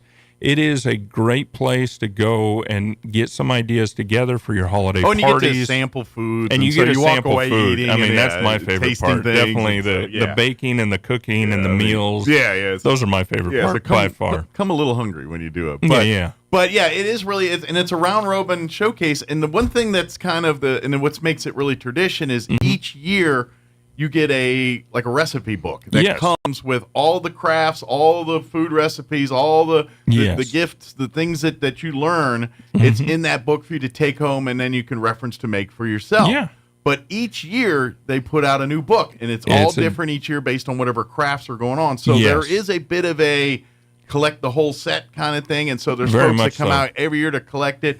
Good news is, if you do get bit with that bug, contact the Extension Office. They do have some previous years in closets they can maybe dig up for you. But if you want to get the new book and get in and see the this year's crafts and stuff, then November 12th is the date you want to sign up for. Now, the good news is, like Drew said, there's the 2 times. They're both exactly the same. So you don't have to go to both or think you're going to miss out. If you go to the one in the early afternoon because your work schedule or whatever, you can go to that one. But if you don't get off work till 4 or 5 o'clock, then you can go to the one in 6:30. 6:30, and but it's the exact same crafts, the exact same book, the exact same eats, and you won't miss anything. Now, if you want to come at 1:30, I'm like, that was fun. I'm going to go eat a couple more of them things. Come back at 6 and do it all over again. Yeah, why not? Why not? But you don't have to. It's all the same. You're not missing out on it. No, but it really is a great program. And so if you are interested in Sorry, I just hit the seat thing with my foot. Did it do a low rider on you? Yeah. That chair's got a little bit of gremlins. But it really is a great thing. It's full of great opportunities and crafts for you to work on with your grandkids, with your kids, and to really get yourself psyched and ready for the holiday spirit. Yeah. Now, the kids, they're going to be fun, but be careful because if you find ideas for the kids, you got to, kids, look at the squirrel over there so you can get that. You know what I'm saying? You got to be a little covert about that. Yeah. Unless you're going to do them togetger. Then it's a fun family or event. Or make them do it and then not realize it's for them and then put it under the tree and say, see, you're doing it for yourself. Exactly. Tell them it's doing for a friend or something. But anyway, it is really cool, and it really is kind of this annual thing, and I'm telling you, if they didn't do it, people would be calling, hey, where's our Christmas showcase? We're a little salty about that. No. It is a tradition. They'll be doing it forever. Oh, I know, they will. But I'm just saying it's one of those events that if they decide not to, people would notice. Yes. Very quickly. And so mark November 12th. What's the cost? It's very affordable. It's like $10 it's not or much. $15. It's very low. Yeah. And call the extension officer, come by, and we'll and RSVP, and we'll get all that information. Yeah. So 575-622-3210 is the number, and they will have the better information on the cost. But it is very affordable. It's just meant to help cover the costs of the books. And that is really it, because it does cost a lot to print and bind all those. It is a cost, very costly venture for folks. It is, but it's very affordable. Absolutely. It's really not meant to make any kind of profit or anything. Not costly to you. Yeah, exactly. But it really is a great event, and I do highly encourage you to go and attend. It is. It's really. I guarantee you're going to go and get the bug bit, and then we'll see you next year, and then next year after that, and then next year you bring a friend or bring a family member, and that's how it works. And your bit, welcome to the bug. Drew, is there anything we missed? Anything we wanted to cover that we just skipped over? Or there probably is, but I think we've covered it pretty well. So make sure to sign up for 4-H, sign up for the Christmas showcase, and then sign up for our Urban Horticulture Symposium. Call and ask Tammy if you want to learn more about extension clubs and all that. They've got those going on, or if you want to create one or add more, talk to Tamara. She'd be happy to learn you more information about that. Very much so. Good deal. Phone number, give that out real time. 575-622-3210. Awesome. Well, thank you, Drew, as always. Appreciate it. We'll get you back in the dirt here, because I know he spends a lot of time in office now, but I think he's really happy. He's probably digging. Well, it's been trying to get back on all my phone calls, so I still got a stack, but I'm working my way through. He'll get to you eventually. I'm getting to you. Expect a call soon. Thank you, Drew. Hey, thank you, Mike. All right, 8:58. Quick break before news. Don't go away. There's nothing more magical than 80,000 cubic feet of hot air flying overhead, hearing the burners shoot propane and inflate the envelope of beautiful colors right before your eyes. Whether this is your family's lifelong tradition or you are new to Southeast New Mexico, make plans to join us for Balloons and Tunes at Eagle Draw Park at dawn on Saturday and Sunday morning, November 2nd and 3rd. Seeing the balloons is just the start, but join us to hear the tunes too. Artesia Chamber, Artesia Main Street, and Artesia Arts Council have partnered up to bring you a concert event Friday, November 1st that will surely get you in the mood for hot air balloons. Join us at the corner of 5th and Texas Street for Balloons, Bands, and Brews, where you'll enjoy food, New Mexico brews, and live music, including the Artesia High School Marching Band, playing along with our hot air balloon pilots. All events are weather permitting, and more information can be found at artesiachamber.com. Balloons and Tunes, November 2nd and 3rd in Artesia, New Mexico. Book hotels direct for the best rates. Ad paid for by Artesia Lodgers Tax. Maybe your AC unit needs a little tender loving care. If you don't know where to turn, then you don't know Jack. Fergalicious. In fact, they're downright funky. Fergalicious. Let the boys at Fergie's Plumbing and Heating get your AC unit ice cold, just like some of my lady friends. Don't let any fool make you lose your cool. Fergie's Plumbing and Heating. If you don't know Fergie, then you don't know Jack. 622-2660. Fergalicious. For 270 electoral college votes, both presidential campaigns view Pennsylvania's 19 votes as crucial. Republican Donald Trump and Democrat Kamala Harris kicked off the week with competing events in that state. Vice President Kamala Harris and former President Donald Trump took their fight to Pennsylvania to opposite ends of the state. Harris spoke in the northwest corner in Erie and Trump in the southeastern suburbs of Philadelphia. Democrat Harris and Republican Trump both made comments about the cost of housing and groceries. Harris said, "We will bring down the cost of housing and help first-time home buyers." While Trump said lowering the cost of oil will help lower the cost of everything. But we're going to use our beautiful liquid gold, and when we get everything else down, houses, everything's going to come. It's going to be beautiful. You're going to have a house. I'm Haya Panjwani. The Justice Department has filed a lawsuit alleging that Virginia officials are violating federal election law by removing names from voter rolls too close to Election Day. The National Voter Registration Act requires a 90-day quiet period. The second largest shareholder of Southwest Airlines is calling for a special meeting of shareholders. Elliott Management, which has been highly critical of Southwest in recent months, is pushing for leadership changes and an overhaul of the company's strategy. Southwest has responded by making some changes, but not enough to appease the fund, which is led by billionaire investor Paul Singer. The hedge fund recently acquired a stake of 11% in the struggling airline and has called for the meeting to be held on December 10th. Correspondent Jeremy House reporting. On Wall Street, stock prices trending lower at this hour. More on these stories at townhall.com. Americans now have...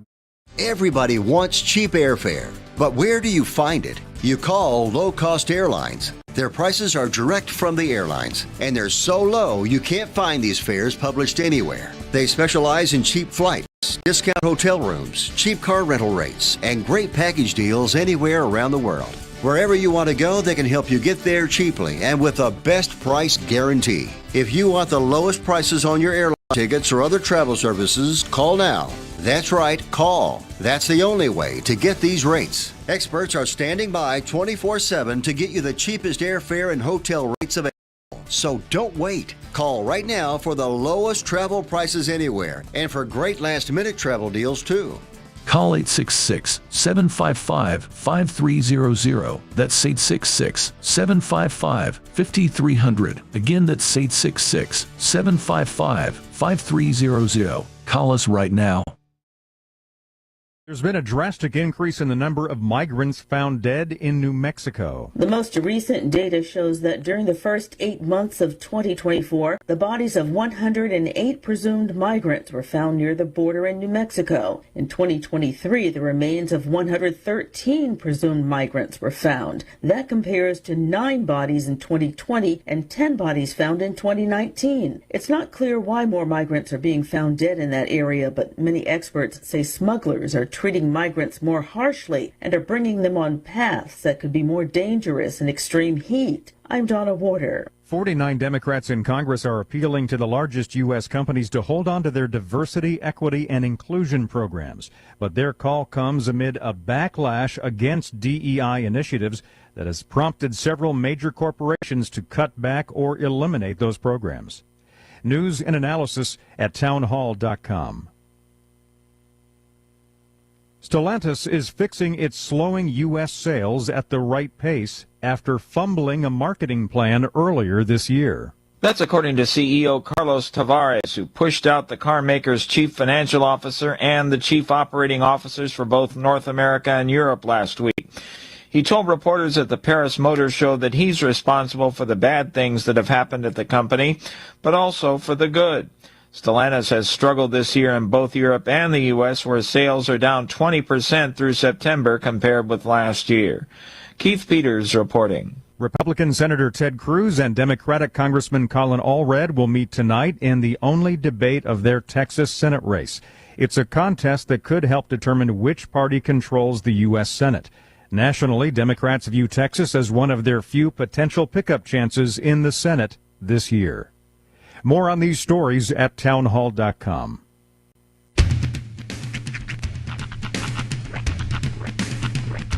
What in the wide, wide world of sports is going on here? I promise you, Whatever scum did this, not one man in this force will rest for 1 minute until he's behind bars. Now let's grab a bite to eat. Yeah, come on. I feel the hot wind on my shoulder and the touch of a world that is older. I hit the switch and check the number. I leave it on and then I slumber. I hear the rhythm ringing through it. Flamenco guitar and cumbia music. I hear the talking of the DJ. The travel listen, what does he say? I'm on a Mexican radio. I'm on a Mexican world radio. Broadcasting live from high atop the J.P. White Building in downtown Roswell, New Mexico. It's Mornings with Mike Winters on 106.5 Roswell's Talk FM. Is that what I sound like when I talk? Now, here's your host, Mike Winters. And good morning. It is 6 minutes after 9 o'clock. Welcome to hour number 3. Tres inviernos. Mornings with Mike Winters right here on 106.5 Roswell Talk FM. Happy Tuesday, everybody. Hope your Tuesday's going well. Tuesday's always one of those days that, you know, it's not Monday, so you're thankful. It's like, but you're still in the beginning of the week. But even still, you're kind of like, it's Tuesday.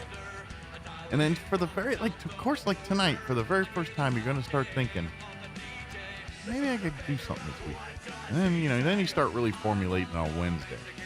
But Tuesday nights, the real spot where you start thinking, no, that wasn't him. That happened. Okay. So our guest last hour. The chair was Roy-ized. Yeah, the guest last hour was sitting here talking to me. Uh-huh. And as he was talking to me, can't believe it went down on him. Like I was sitting there talking to him, and he was just sitting here and went. That's crazy.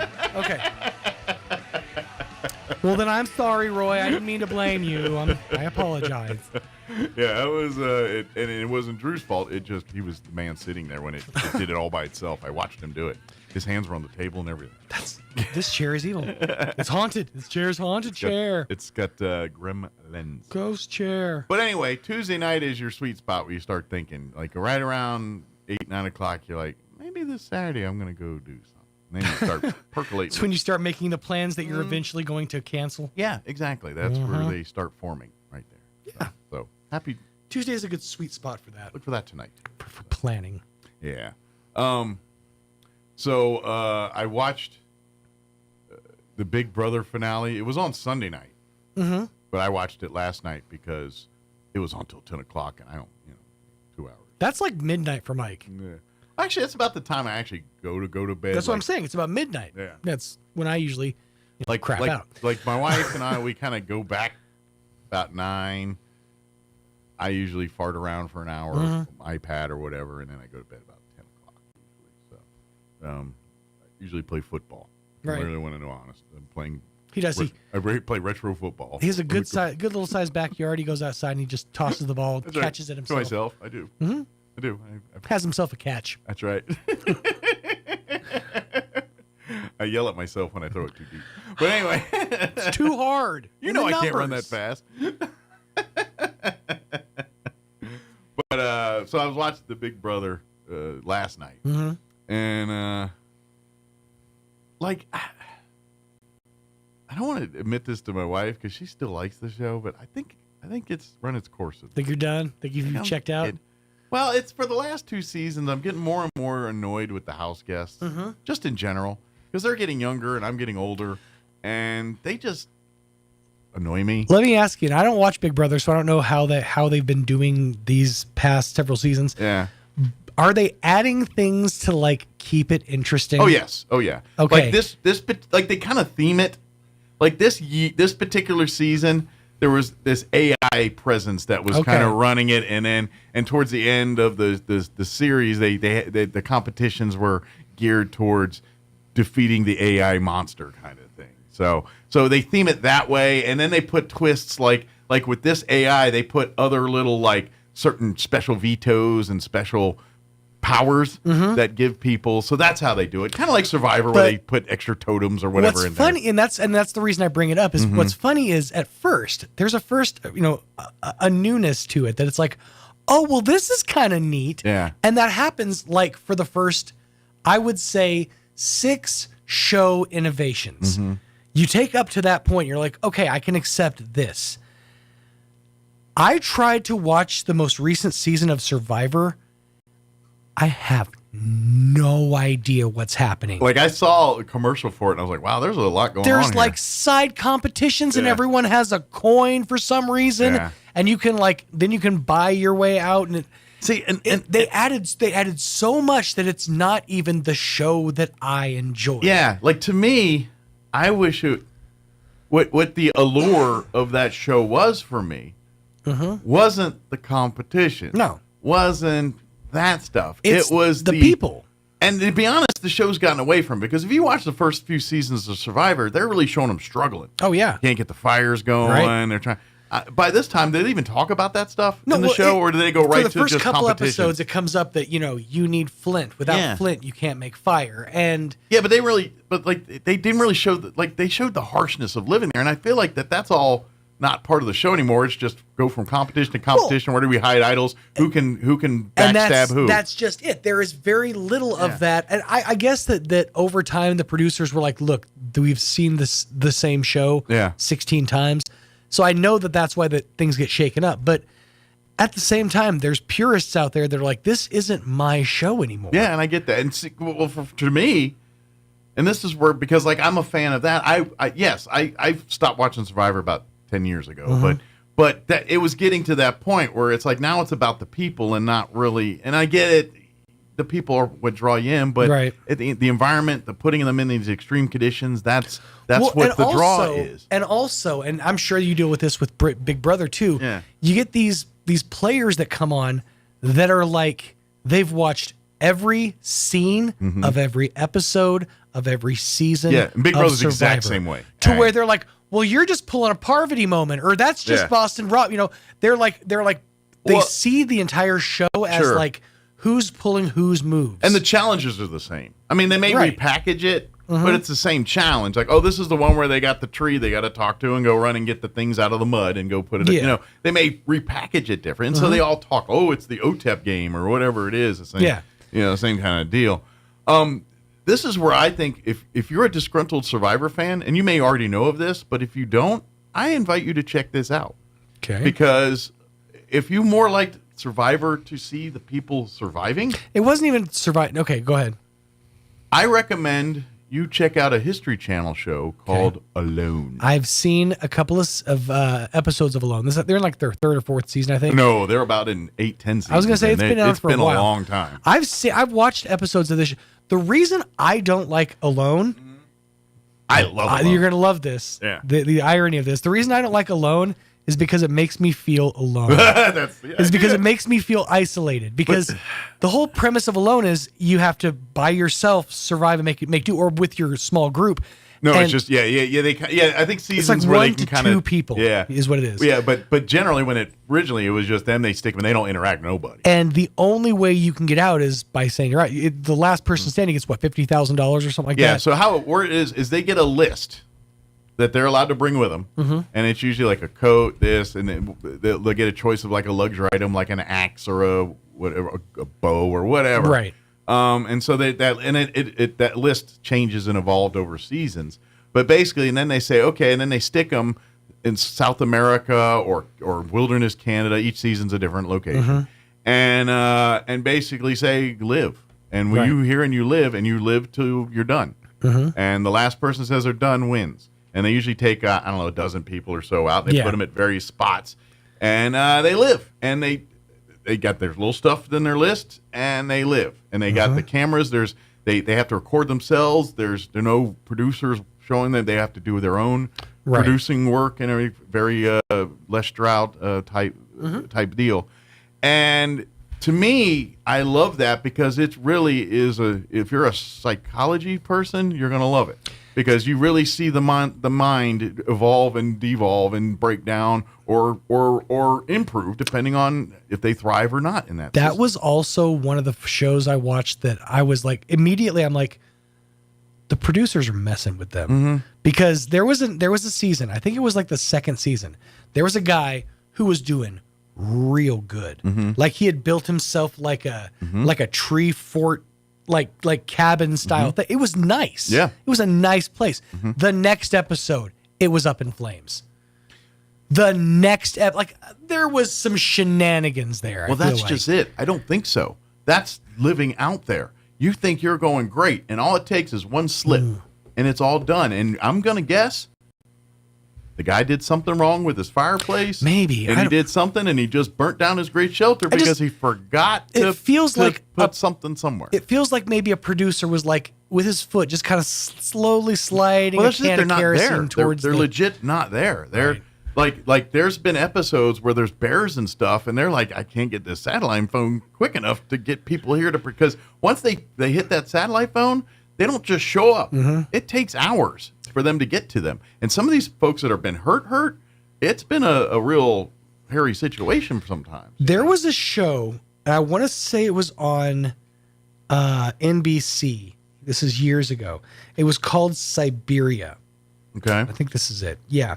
So it was in 2013. This show came on. Set in Hawaii, I'm taking. No. Yeah, clearly a tropical destination. Yeah. But it's in the middle of the Siberian, wilderness, and it starts. There's these 16 people who are on this reality show, and they're all kind of showing up for this. They have to survive in Siberia.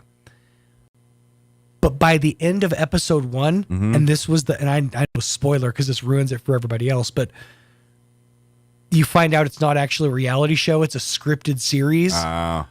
But it's that reveal of like, oh my, because like somebody like legit dies, like there's like a bloody corpse, and then these people are trying to do, and that's like, wait, this isn't a reality show. And then you see like at the end like the credits and all, like, you sons of. But it only lasted for one season. It is a great watch because they still have the reality show aspect. Yes. Like they Did still this do come out in the time where it was the heyday of where like Discovery and these channels were putting out these style reality shows to see what stick? Like there was a whole slurry of these. This one I think was on like NBC or ABC. Okay, though. see these like this sounds like one of these ones that like Discovery Channel or Travel Channel or Learning Channel puts out, and it's always themed in an apocalyptic way or some way, shape, or form. And I've seen a slurry of these shows. One's been like a zombie one, and they stick them, and they basically find some old decrepit warehouses in California or New York somewhere and make them live in these things for months on end. Yeah. There was one where it was almost like Mad Max, where they got tribal, and like there was one thing and the other thing, and then they created these ruffians to come and mess with them, and like it got weird, some of these shows, and of course my dummy, I'm popcorn. I'll watch every one of them. No, it's I understand that producers will put whatever is on TV, on TV that works. Yeah. There was a show, and this was a few years ago, and people actually, it's still talked about online as like, how did they ever get away with this? It was called Kid Nation. That sounds familiar. You might remember this was early 2000s, like 2002, 2003, something like that. It was, they said, okay, we're going to take, I think it was like 16 or 18 kids aged like 8 to 14. Okay. And put them loose in this like Lord of the Flies fictional kind of town. Yes. They are to fend for themselves. They have to govern themselves. They have to create rules and law and order. Some producer read that book and thought, this is not a horror story. This is an opportunity. It is. I mean, it's shameless in its portrayal of like, of like child labor, and it's so kids getting hurt on like farm implements. But you know what? If it was adults, they call it Bachelor, and they put it on 7 o'clock on ABC. You know what I mean? 100%. But it's kids, and it's like, oh. But it's like, yeah, it's like somebody who's like hurt a kid and be like, I could do this all by myself. Yeah. But then again, if you look at the early to mid 2000s like TV sphere, which I've been watching this. There's a show called Timeline. It's on YouTube, and they take year by year and they just kind of break down the year of everything historical that happened. And those shows are great because that was right in that vein of like that show was out. Nip Tuck was another one that was a huge thing for even if you talk about just stay in reality. The Swan. Yeah. Somebody greenlit a show where we're like, we're going to take 8 uggos. We're going to put them through horrific plastic surgery. And the one who won, she hated her face. Well, you know what? Actually, funny you mentioned that. I just so happened about a month ago was watching like Inside Edition or one of those types of entertainment magazine news. shows. Yeah. And they did a retrospective on the Swan. Oh, really? Because they had 5 or 6 seasons of it. It was a lot. And they literally had almost all of the swans. And most of them were happy after all said and done. They all look, actually some of them don't look bad. Some look like plastic figurines, but some of them look like, all right. You could pass. You may have a little bit, but you don't look like a freak show. And, but yeah, it was kind of interesting. And I never watched that show back in the day, so I didn't really know the women or anything. So I didn't, other than the pictures they give you, I didn't have a comparison. But it was just funny you mentioned the Swan. I was like, oh yeah, they talked about it people so long ago. All those shows that's like, how did this show get to network? Yeah. There's one that was, it was hosted by Mark Wahlberg, not that Mark Wahlberg, the other Mark Wahlberg. Yeah. It was a lie detector test show. Didn't he host Nickelodeon shows or something at one point? At some point, yeah. He's hosted a lot of stuff. But it was a lie detector test show, and there was like one episode specifically. I kind of remember that. Where they had that was diabolical. The wife on the stage, and her husband, and her that was mom a Fox thing, if I remember right. Yeah, it was. Yeah. And eventually, just to like make the money, she reveals that she cheated on her husband. Like if you want to be a divorce attorney, just call whoever was on that show afterwards. You'd make bank. Yeah, that was cutthroat. Like it was literally Twitter on Fox. Well, the one episode that was just the worst was she admitted that she's not only cheated on her husband, but is in an ongoing affair with her husband. Yeah. And they did this hand truth that the machine says you're lying because it's our machine. Right. That's true. It is sort of leaving it up to it's like tic-tac-toe. Where's the dragon? I don't know. Wherever I want to put it. Well, that's a topic for a whole other time. I know. How people game shows. Oh, yeah. Well, there's a whole thing about the dragon and tic-tac-toe, and the guy timed it, and it's right there with the pressure luck. Dude. The pressure luck with the whammies. Yeah. The guy learned all like 17 of the boards, figured out exactly which squares always had whammies, which ones never had whammies. Yeah. Dude got like 120,000. There was nothing they could do. Yeah, just like the Price is Right guy that made the documentary. He's studying prices and knows everything, and they had like he's nailing it down to the dollar of every item they've ever had itemized to the retail value. And he like nailed it. Like the Showcase Showdown, he's got it within like $10 and everything else. They can't nab you for learning the game. You're just gaming the game. It's like Vegas. Yeah.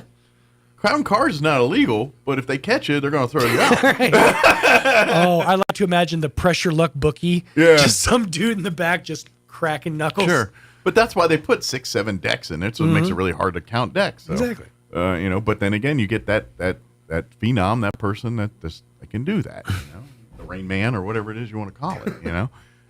So they got to definitely 13. But most of us don't do that. Instead, they have a cheating device or it's something on their leg or they got a spotter or whatever. That's why I don't play table games, because even if I was good at them, it would look like I was cheating. I play blackjack. I don't play craps or roulette or none of those are my bag. Poker I'll play with friends. I'm not at a casino playing poker. Right. But blackjack will be the one table game I'll go to casinos and play because I feel of all the games, I feel like that one I have at least some say in it. That's the Clark Griswold of it all. Yeah. The blackjack is the only game on the entire casino floor that you have a statistical advantage. Yeah, I don't know about all that. I'm just saying I have I can stay, I can hold. You know what I mean? I feel like there's and really what it's more about is the people playing around you and what they're playing and how they're playing, and you got to play off that. And if they're taking all the cards and you keep getting my jacks, getting my you gotta. Now, don't be a jerk and call them out on it. Right. But you got to plot and plan accordingly. See, your and my casino strategy is a little bit different. Yeah. You like the table games. You kind of exist in a place where you know that you can compete. Yeah. I hang out in the Keno room, waiting for somebody to die. That's my strategy. All right. And adopt you. Just drop that ticket, or just adopt me. An old guy to adopt you. Yeah, I'm an adorable fella. I'm a young scamp. In the Keno room. That's right. Yep. That's where I live. Where I have the statistical advantage. And It's the age. That's why I stay away from the casino. It says guess my number and play war and Pictionary. What else do they have in there? But anyway. Oh, if they didn't put Pictionary in there, I would rule. That's a cookie. I can interpret like a son of a gun. Oh, man. All right, let me give you the rundown to get the hour going, since that we kind of shot through half of it. We're going to get you up to date with the weather here in just a bit. And then we're going to play our interview we had yesterday. Lorena Segovia joined us with Wings for Life, the great organization. We talk a little bit about Wings for Life does, but they've got a pickleball tournament this Saturday out at Cahoon Park. They'll start at 8 a.m. with warm-ups and registration. The tournament will start at 9, and they will go till noon, have lunch, and then they'll do the finals after lunch, and then do. Now, cost is a $50 donation. All that money is going towards Wings for Life for all the different programs that they help in our community here. So we're going to play that interview for you here in just a few minutes. But before we do that, here's your weather. Hopefully, that weather will cooperate for Saturday's pickleball. Cross your fingers. I'm meteorologist Steve Hamilton with your Pecos Valley weather. Still pretty warm today, but we have cold front dropping in overnight. That'll cool things off quite a bit on Wednesday. In the meantime, upper 80s to about 90, sunny and light wind for today. Overnight, some clouds, mid-40s and breezy, and then we get sunshine on Wednesday. Afternoon highs down to about 70. Mix of sun and clouds and mid-70s for the high on Thursday. That's your latest forecast. I'm meteorologist Steve Hamilton. Thank you, Steve. Currently 62 degrees here in Roswell. Humidity is at 32%. Winds are blowing out of the north at 10 miles per hour. Sunny and near 90 today, 89 officially. Winds will be out of the east at around 5 miles per hour. Tonight, mostly clear, chilly. Overnight low 47 tonight, so good sleeping weather. Winds will be out of the northeast at around 5 to 15 miles per hour. That's bringing in cooler temps for your Wednesday. Tomorrow, our high only expected to hit 70 under sunny skies. Looks like winds will be out in the northeast at 5 to 10 miles per hour. Tomorrow night, partly cloudy, overnight low 40, south winds 5 to 10. And then Thursday, and then through the weekend, we're looking at rain chances every day. Better chances for the weekend, but beginning Thursday, we're looking at a 20% chance at afternoon showers, mostly cloudy, 75 for a high, south winds 5 to 10. Increasing 10 to 15 for the afternoon. 20% chance of rain Thursday night with an overnight low of 54 under mostly cloudy skies. 20% chance of rain Friday afternoon, otherwise mostly sunny and 82. 40% chance of rain for Friday night, mainly after midnight, so hopefully it doesn't impact football too much there. Mostly cloudy with an overnight low of 56. So warming up, too, for the overnights. I mean, it's 47 tonight, but by Friday night, it'll be 56. You'll notice that difference. Let's see. For Saturday, we're looking at a 30% chance of showers and thunderstorms, mostly cloudy, 80 for a high. Saturday night, 40% chance of showers and thunderstorms, mostly cloudy, 55 for an overnight low, and a 30% chance of showers on Sunday, mostly cloudy, 78 for a high, 30% Sunday night, and then sunny and 81 when you head back to it on Monday. All right, 9:29. We're going to take about a 4-minute break, and then we're going to play our interview with Lorena from Wings for Life talking about the pickleball tournament. That's up next. Don't go away. It's October, and that means it's time to paint Roswell Honda pink. We partnered up with the Chaves County Cancer Fund to help raise much-needed money, and we are gearing up for another amazing year. Roswell Honda is giving away some great prizes, including 4 designer purses from Coach, Kate Spade, and Michael Kors. Pretty in pink, of course. Stop by for a free entry or 3 entries with a qualified test drive. And that's not all. With rates as low as 1.9% and over 100 quality pre-owned vehicles on the lot, there's never been a better time to get behind the wheel. Here's Joe Salzar to tell you all about it. Don't let vehicle pricing rumors fool you. With Roswell Honda's market-based program tool, we are making it easier than ever to get the best deal in southeastern New Mexico. And with every vehicle sold in the month of October, we will donate $50 to the Chaves County Cancer Fund. Join us Saturday, October 26th from 10 to 1 p.m. We will have a special performance by the Charlie's Angels. Bring cash to support the cause and purchase goods from our many vendors. Help us make it happen for the Chaves County Cancer Fund, and let's paint Roswell Honda pink. Save the date, Friday, October 18th. Elliot Rodriguez and his staff invite you to the grand opening and ribbon cutting of the new Roswell Loan Depot office located at 204 West 2nd, Suite 5 in the Plaza West building. Come see the facility and meet the staff that will get the deal done for you. Plus, find answers to questions like, how do I know how much I can afford? What type of documents do I need? Or how much money do I need to buy a home? Owning your own home is possible. Let them show you October 18th at the grand opening of Loan Depot in Roswell at 204 West 2nd, Suite 5 in the Plaza West building. Hope to see you there. So your pecans aren't as big and bountiful as they used to be? Well, what would Jim Gill do? Hi, this is Ben from Roswell Seed Company. Few people knew as much about pecans as Jim Gill. And if he were here today, he'd tell you it was time to fertilize. He'd tell you just what you need and show you how to use it. Then he'd make some joke about your neighbors making fun of your nuts. So when there's trouble with your pecans, head for Roswell Seed Company and ask them, what would Jim Gill do? Have you experienced the Valley Cafe yet? It's much more than lunch or dinner. It's an experience. Chef Anthony Noble is a nominated Chef of the Year and manager with a 4.9 out of 5 kitchen cleanliness rating and a 4.8 out of 5 most loved rating. It's time for you to experience the difference that so many others already have at the Valley Cafe. Visit for lunch or dinner at 801 West Brasher, the Orange Building across from Church on the Move in Roswell. And save the Valley Cafe in your contacts. 575-755-EATS. 575-755-3287. Don't forget, we can cater your event too, and a portion of our proceeds go to the Dream Center in Roswell. Hey, Jennifer from Trustmark Roofing. Trustmark is one of the only roofing companies that's also a licensed commercial and residential general contractor. Wow. I know, who cares, right? Well, you should care. You see, a licensed roofer can install a new roof on your home, but really can't handle structural problems underneath.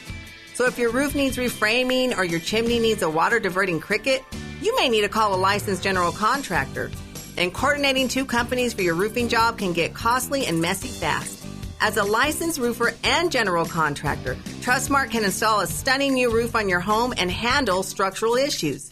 This saves you time, money, hassle, and even makes it easier to file an insurance claim. Call today for your 20% off coupon for our spring roof and gutter maintenance service. 575-755-ROOF or visit us at trustmarkroofpros.com. Trustmark Roofing, we put people first.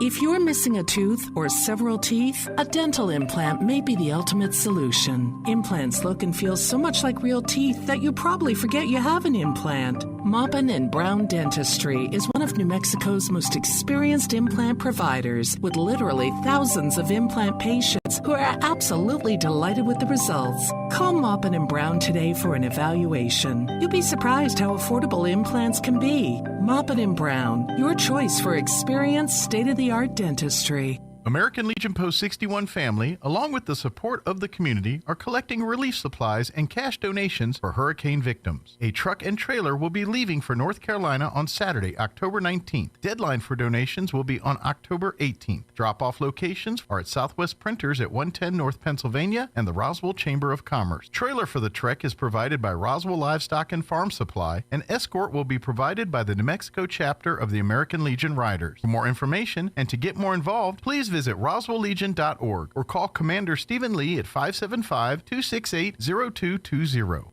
Here's a Mornings with Mike Winters fun fact. The ball on top of a flagpole is called a truck. Mess with your friends today by pointing at a flagpole and say, "Hey, check out the truck on top of that flagpole." Here's Mike Winters. And good morning. It is 25 minutes after 7 o'clock, and joining us in studio, Lorena's back with us with Wings for Life. Good morning. Welcome back. Good morning. It's been a minute, but how have you been? I've been doing well. Good. Thank you for having us this morning. Anytime. Of course, and we'll get more into what Wings for Life is here in just a little bit, but it's a great organization that really, and to be honest, it kind of helps in several different branches, I guess you could say. Right, right. So I imagine a lot of people say, I know Wings for Life, and it might be from one of those branches, but then realize, that they also do this, and this. Right, So, just one of our programs. yeah, right. so and we'll kind of get into that here in just a second, but I first want to put the weekend event on people's radar. Yes. Calling all pickleball players. Whether you play regularly or I don't know, maybe you're a braggart. Maybe you're like, I'm a master pickle. All right, put your skills where your mouth is. Right. You want to win a trophy. That's right. We are having a fundraising event for Wings for Life. That's what this is all about. But we want to invite everyone to come on out this weekend to Cahoon Park and participate in the Wings for Life pickleball tournament fundraising event here. Yes. We're starting at 8 a.m. 8 a.m. is registration and warm-up, and then the tournament starts at 9 a.m. Okay, well, I hope my weather forecast doesn't rain on your parade here. I hope so. I was just reading that. I was like, oh, we may get rain. So are pickleballers like golfers? Sure. You know how golfers will pretty much, you got to kick them off the course? Right. I think so. Like, it's lightning, get off the field, idiot. Yeah. Are pickleballers like that? I think so. I think they are. They're pretty tough. Come on out. And good news, if it just rained, there's a lot of trees and stuff, so it's probably, and I mean, Cahoon Park's kind of got its own umbrella a little It does. And yes. And we'll have a hospitality area with nice, healthy snacks for everyone. Excellent. Very good. So kind of talk a little bit about the nuts and bolts of the tournament, the rules and like cost. You just kind of what because I imagine I don't know if there's certain set rules for pickleball or sometimes you can shift rules a little bit from tournament to tournament. Sure. It's called a popcorn match. Okay. So it's really a round robin, and it's mixed doubles. So you just register. You don't have to register with a partner. Okay. And we have an app that's going to take care of all the scoring, and it'll actually mix the doubles for everybody. So now, can you request a double to play with? You can. Yeah, you can request your partner, but if you don't have a partner, we'll pick one for you. So we could also say this could be a social event as well. You make some new friends and things. So if you're new to town, been playing pickleball, but haven't kind of hooked in with the pickleball community yet, well, use this Saturday to come out and meet some folks out here too. And I would imagine there might be some Senior Olympics scouts hiding in the trees looking for some new pickleball prospects to bring over. You never know. That's right.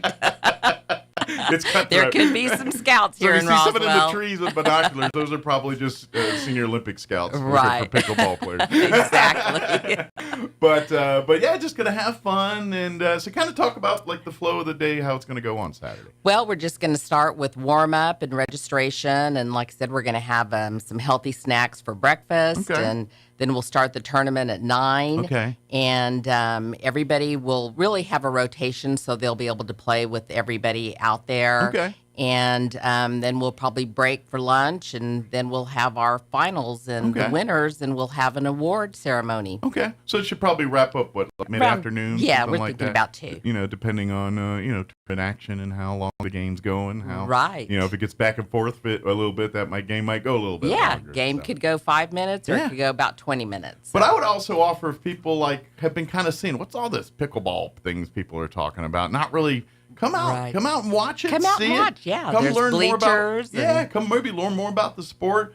Obviously, if you'd like to get more involved with Wings for Life, there'll be lots of folks to tell you more about how to do that too. But it's just a community event. Come out and it's kind of like the picnic in the park day on Saturday here, and hopefully, knock on wood, weather cooperates. But yeah, so come out, play pickball. So even if you're not necessarily a pickleball player, but you kind of want to see it, or come out visit, come out and be a part, support, donate. I imagine if you'd like to make donations directly to Wings for Life, there'll be a way, an opportunity to do that out at the event too. We will, yes, we'll have a table there. But again, like you said, it's this Saturday, October 19th, and like you said, 8 a.m. everything, the registration, all that's gonna be starting. Then we're pickleballing at 9. And then we'll break for lunch, and then we'll. The best of the tournament will score off, and we'll do awards and everything else. Yes. So good deal. Real quick, I know we're last minute, but could someone jump in on sponsorship stuff still? Absolutely. Here? Opportunities. We welcome sponsors. Talk a little bit, and of course, donation is $50 per player. Yes. It is a donation, so if you're you would like to donate more and have the means, awesome. But whatever, $50 is what we're asking to come in and join us to play some pickleball here. And all of that, like I said, will go back to all the programs and all the different umbrellas that is Wings for Life here. So kind of shifting gears here, talk a little bit about that, because I know, like you said, some people might know from the prison service side where you go in and help that side, and that's a very important side. But that's really one facet. You really also work with families and kind of, it's almost like there's not an owner's manual for a marriage or owner's manual for life.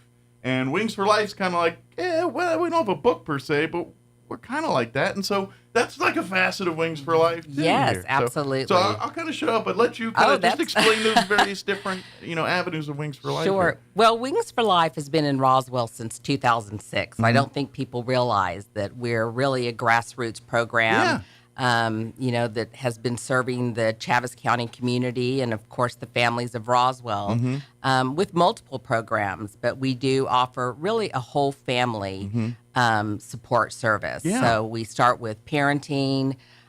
So how to, skillfully parent, which is not easy, especially in this time. So we have a weekly parenting program. We do still have our detention center program, so we're teaching life skills and substance abuse prevention or recovery. Sure. And we have our in-school program, so we're in all 12 elementary schools. We teach life skills and leadership in the elementary schools, grades 2nd through 5th. We have our middle school program, which is our Why Try Resilience. Okay. That's for all middle school students, 6th, 7th, and 8th, and University High School. And I would imagine you find a lot of times, especially with the younger program, the younger kids, what they're learning in schools, they take back home and it's rubbing off on the rest of the family sometimes. Yes, that's the goal. Right. Absolutely. Right. And so that's why, you're teaching, because that's, and let's face it, the younger you are, the better you absorb things. That's just science. So as much as we can get that sponge to absorb that young, the better here. Yes, absolutely. Early childhood, that's where we want to start. Absolutely. And this is, in this, obviously, I feel that the need is so great for you guys, and just because the way society has evolved over the years too. And there's a lot of reasons for that. Technology, life faster, COVID and everything else. But even when we were kids, or when our parents were kids, there was kind of, you're taught everything because there wasn't resources for it. You either learned it here or that was it. And and then life got faster, and families, didn't have a stay-at-home parent anymore. Just as we've evolved. Right. I would say some of these things and skills that you guys really work are, that's the side that are devolving as these other things are evolving. And that's exactly right, Mike. So you're so you're running into parents nowadays that they're having their first kid, but if their parents weren't really that resourceful either, how are they going to be any better? And so you're starting a cycle of no one knows how to raise people anymore. Exactly. It's generational. Yeah. Yes. And so this is where Wings for Life comes in and says, hey, however happened, whatever your life brought you and however you raised here, let us show you some ways that we can help you raise your family. Right, absolutely. And really, that's kind of in a nutshell what Wings for Life does on that side. Yes. Through many life skills training. Just to be the best person, the healthiest, the happiest person you can be, and family. Let's if someone's listening here and saying, "Oh man, I would love to do this." What's probably is checking out your website probably the best resource for kind of go to our website, learn about your services and classes. And I know you're there's like every week there's different nights, different events, things happening, and so that's probably the best resource for that. Yes, our website, or you can call our office as well. Okay. All I do is Google Wings for Life. But what is the actual web address? Do you know off the top of your head? It's Wings for Life Roswell. Okay. Yes. So if I just kept typing, I would have got it. I just usually gain, and I should have typed Wings for Life Roswell in Google, and it goes that comes up. So Wings for Life, just put a www.org at the end. Yes, .org. And that'll get you there too. But you can learn more about all of Wings for Life's different services, all of our programs, all of our different programs. Yes. Whether and on the other side, if you need help, great. But if you're looking to volunteer, you guys are always looking for more volunteers to serve in various roles. Yes, we'd love volunteers. Yeah, whether it's a mentor involved in some of these classes, or handing out bottles of water at a pickleball tournament on a Saturday. Yes. That's kind of and every little bit helps there. Let me ask, with COVID, because that's really, to be honest, you guys took a huge hit with COVID. We did. Pretty much all of your programs, certainly everything in the jail stopped. Yes. And a lot of your family meetings and things had to cease. Are you guys fully operational now? We are still fully operational. Good. Our last program to actually become active after COVID was the detention center. Good. And we started in August. Good deal. So now Excellent. all of our programs are. And that's trust me, that you guys do such great work in there. Thank you. Like when I spent time in jail, no, that's not what I was going to say, but I have a distinct memory. I was in Leadership Roswell, it was about 4 or 5 years ago here. Sure. And That's a great program. It is a great Yes. program. And one of the days we go out to the detention center and tour it and everything, and which was pretty impressive to see. But one thing I noticed that day we were in there is, the various folks are doing their thing, but we're walking in, and all of a sudden you walk into one and there's like a meeting in there, and it's Wings for Life. They're doing their thing, and they're sitting there, and they had, 8, 10 different individuals in there with them. And all volunteer, so they can attend if they want or not. And I guarantee those I think they're all men. So those gentlemen that are in that room, I guarantee, I'm going to take a stab that I bet most, if not all of those guys probably never going back. Because that's the idea here. It is. I mean, you can lead a horse to water sometimes, but the success rate's really good on this kind of stuff. Yes, Getting it in there, is. and once they're in there, hitting them in this. All right, see where you're at. What do we can do to Let's get talk you about from, life, you know, right? What can we do to keep you from coming back here? Right. And that's really, and then it goes. All right, now that we got you here, come. Let me show you how to be a dad, or how to raise a family, how to navigate these things. Give them some of those tools and skills. Yeah, Right. Not everything's on a YouTube video. I'm not sure about that. They're trying. They're getting close. They're trying. But not everything yet. So that's why I'd say, please, for Wings, it's a great organization here. And like you said, it's grassroots. It's just a group of individuals that just want to help other individuals in our community and make our town a little bit nicer. Yes. A little bit better. So we believe in our community. So that being said, come and play some pickleball with us this Yes, Saturday. it'll be fun. Yeah, Just absolutely. a fun day. Get some exercise and hopefully beautiful weather. And if maybe you don't know a thing about pickleball, maybe you're like, I don't want to enter the tournament, but I'm sure there's a lot of people that can kind of give you pointers, tips, how to get in, and if you're not, and if you have no idea what pickleball is, I would say it's like tennis and ping pong, like had a kid, and it turned out to be pickleball. That's right. With a wiffle ball. Yeah. But it is this Saturday, October 19th, out at Cahoon Park, which is at 1104 West. If you're not familiar there, it's the beautiful park, kind of right there, Second, and what's that? Lots of shade. Yeah, Riverside. All right there. It's all right there. Beautiful. Come, there's plenty of parking as you get where I was gonna say where the pool used to be, but if you don't know where Coon Park is, you probably don't know where the pool used to be either. So, but you just follow the people. You'll see the things. You'll see everybody. The pickleball courts and everything out. Again, warm up, sign ups, all of that start at 8 a.m. We'll start the tournament at 9. Yes. It'll go till about mid-afternoon. We'll have lunch, the finals, trophies, all of that stuff. If you have any questions about any of this, the event or anything, you can contact Lorena here at 310-922-0717, or you can also call Christina at 575-840-5731. And it's $50 donation to enter. If you'd like to donate more, we'd love to take that. But Yes, please, you don't have to if you don't. And come ready and bring pickleball gear and ready to have fun. Absolutely. And and like I say, go to the website wingsforliferoswell.org if you want to learn more about Wings for Life, or any of the services, any of the programs that are available through that here too. Yes. Is there anything we missed?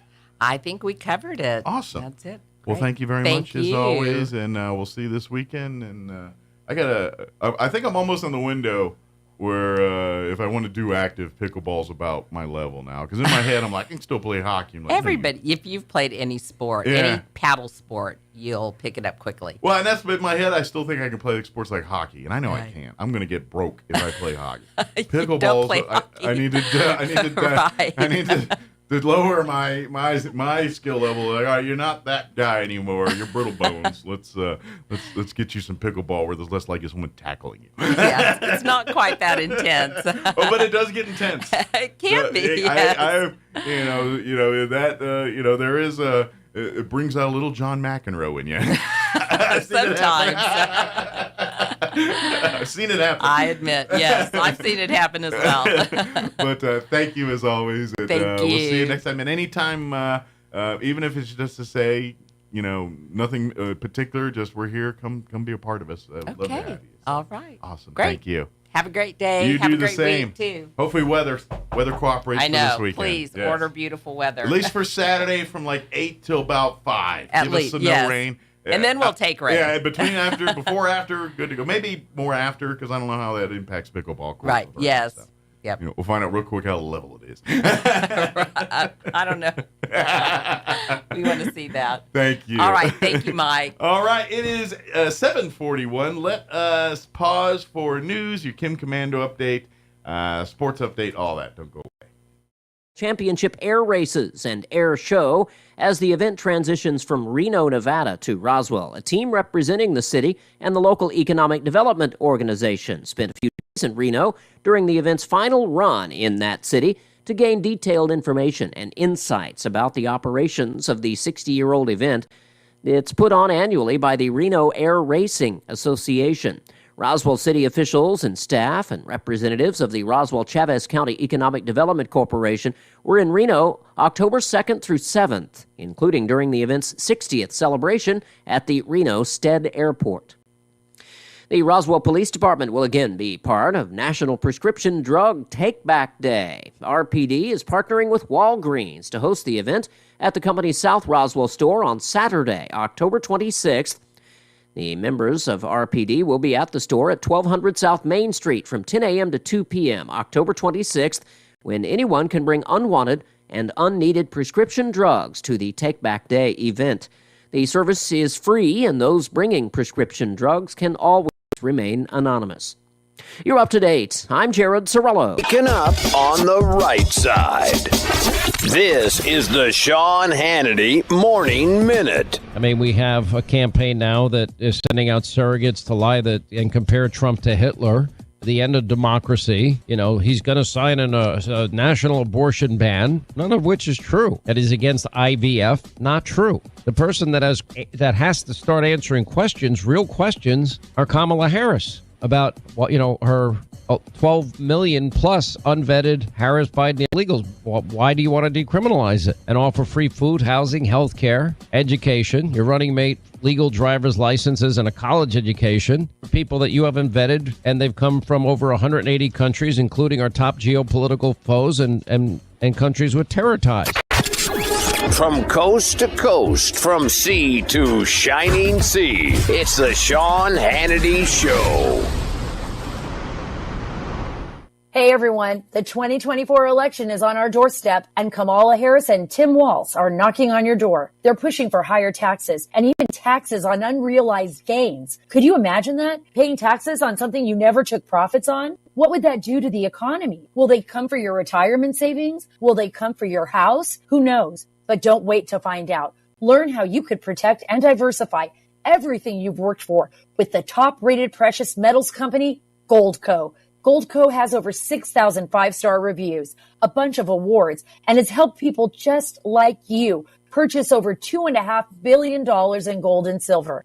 Call 855-815-GOLD to get your free 2024 gold and silver kit, plus up to a 10% instant match on bonus silver for qualified accounts. Learn how precious metals like gold and silver could help you. Call 855-815-GOLD. That's 855-815-GOLD. Paid for by Goldco. With your Cowboys Report, I'm Christy Scales. C.D. Lamb provides perspective on a struggling offensive attack that couldn't manage a touchdown Sunday. You'll hear from number 88 after this. Todd thought it would be secure to jog in the cheetah savanna. Todd believed the big cat repellent he bought online was reliable. And now, Todd is trying to be faster than this cheetah that can run 80 miles per hour. But the good news is, Todd has AT&T 5G that is fast, reliable, and secure. And he learned the best thing to do is stop running and toss her the backpack with the beef stew. AT&T 5G. Fast, reliable, secure. 5G requires compatible plan and device. 5G may not be available in your area. See att.com/5G for you for details. A true Dallas Cowboys fan is there for the journey and the destination. This is the season to make your journey count by flying through McAllen International Airport, the South Texas airport of the Dallas Cowboys. Whether you're flying down for McAllen's award-winning fall and holiday festivals, or you're a South Texas fan flying up to cheer the Cowboys on, make your journey as satisfying as your destination at the South Texas airport of the Dallas Cowboys. McAllen International Airport. Above, beyond. At McAllenAirport.com. The Cowboys' offense can't run the ball and is having trouble passing as well. Dak Prescott has 8 touchdown passes but 7 interceptions, and C.D. Lamb has scored just twice the entire season. In Sunday's debacle against Detroit, the offense never found the end zone. For Lamb, does a third consecutive blowout loss at home change his goals for the season or opinion of the team entering the bye? Not at all. I mean, a lot of people may question it, but it's not for them. They're the ones that's out there running the routes, doing the blocking, the running. Granted, we didn't get out to the start we've always wanted, but we are 3-3, and that's just the fact. Today, coordinators hold press conferences, and players will have the remainder of the week off entering the bye weekend. With your Cowboys Report, I'm Christy Scales. Son, get in the car. No, Dad, not your car. It smells horrid, and it looks awful. I'm scared, Dad. I'm really scared. Is your old car really scary? The all-new Roswell Ford will take your scary old trade, even if you owe thousands more than it's worth. So you can drive a new Ford or quality pre-owned car, truck, or SUV for a lot less. For a limited time, get up to $6,000 in bonus cash on new Ford trucks and SUVs, or get 0% APR. Plus, we have a great selection of low-mileage, one-owner pre-owned vehicles, all in prime condition, starting at just $10,000. Don't settle for a low-quality, overpriced clunker. Buy a quality pre-owned vehicle from Roswell Ford for a lot less. Roswell Ford has partnered with the most aggressive lenders that will push to approve you today, even with bad or no credit. Lower prices, exceptional trade-in values, and a better buying experience. Get on board at Roswell Ford with new management and a whole new attitude. 821 North Main Street in beautiful Roswell, or online at roswellford.com. 0 APR for 36 months or 2778 per thousand finance on select models. Subject to lender approval through Ford Credit. Offers not combined. Believe it or not, your home insurance company isn't evil. Jennifer from Trustmark Roofing here. A lot of roofers make your insurance company out to be your enemy. They'll talk about fighting and battling your insurance to get you the claim you deserve. But honestly, your insurance company is a group of people just like you and me. That's why we don't treat your roof insurance claim like we're going to war. We treat it like a court case. We provide your insurance company every piece of evidence needed to get you the highest possible claim. We submit photos, deals, detailed documents, and line-by-line estimates. And guess what? Our non-combat approach works. On 92% of roof insurance claims, we get the highest amount the first time. And the rare times we don't, well then, that's when we go to bat for you. Call today for your 20% off coupon for our spring roof and gutter maintenance service. 575-755-ROOF or visit TrustmarkRoofPros.com. Trustmark Roofing, we put people first.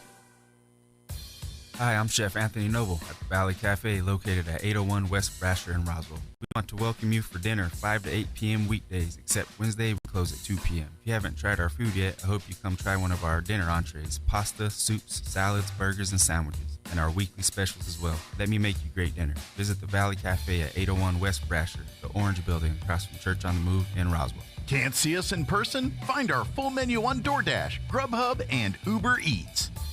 Innovation, service, integrity, and knowledge. J.S. Ward & Son Insurance Agency. Auto and home, life and health, personal and commercial. Bonds too, since 1925. We have the coverage for you. Innovation, service, integrity, and knowledge. J.S. Ward & Son Insurance Agency. Hugh Hewitt is now in Roswell on 106.5 FM KEND Roswell.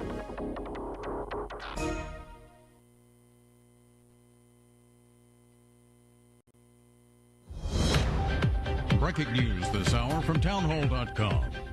I'm John Scott. Former President Donald Trump opening a 3-point lead over Vice President Kamala Harris in the key battleground state of Pennsylvania.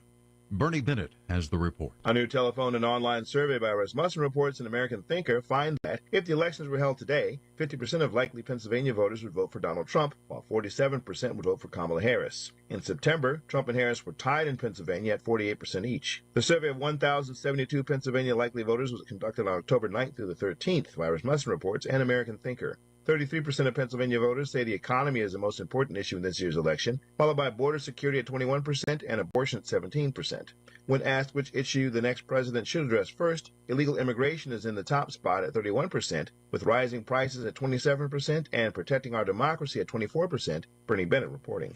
Also at townhall.com, Florida power companies have restored electricity to the vast majority of homes and businesses after that most recent hurricane. 3.5 million customers lost electricity after Hurricane Milton made landfall in Florida last week. Over the past few days, utility crews have made substantial progress. As of Tuesday morning, the number of homes and businesses waiting for the power to come back on was down to about 187,000. Areas that remain flooded will be the last to get power. Meanwhile, lines are mostly gone at gas stations after fuel deliveries were suspended during the storm. Greg Clugston reporting. In consumer news, U.S. Agriculture Department officials will investigate how the agency handled reports of serious problems tied to that deadly listeria outbreak at Boar's Head Deli meat plant in Virginia. At least 10 people died. Nearly 50 were hospitalized since May after eating Boar's Head products, including liverwurst.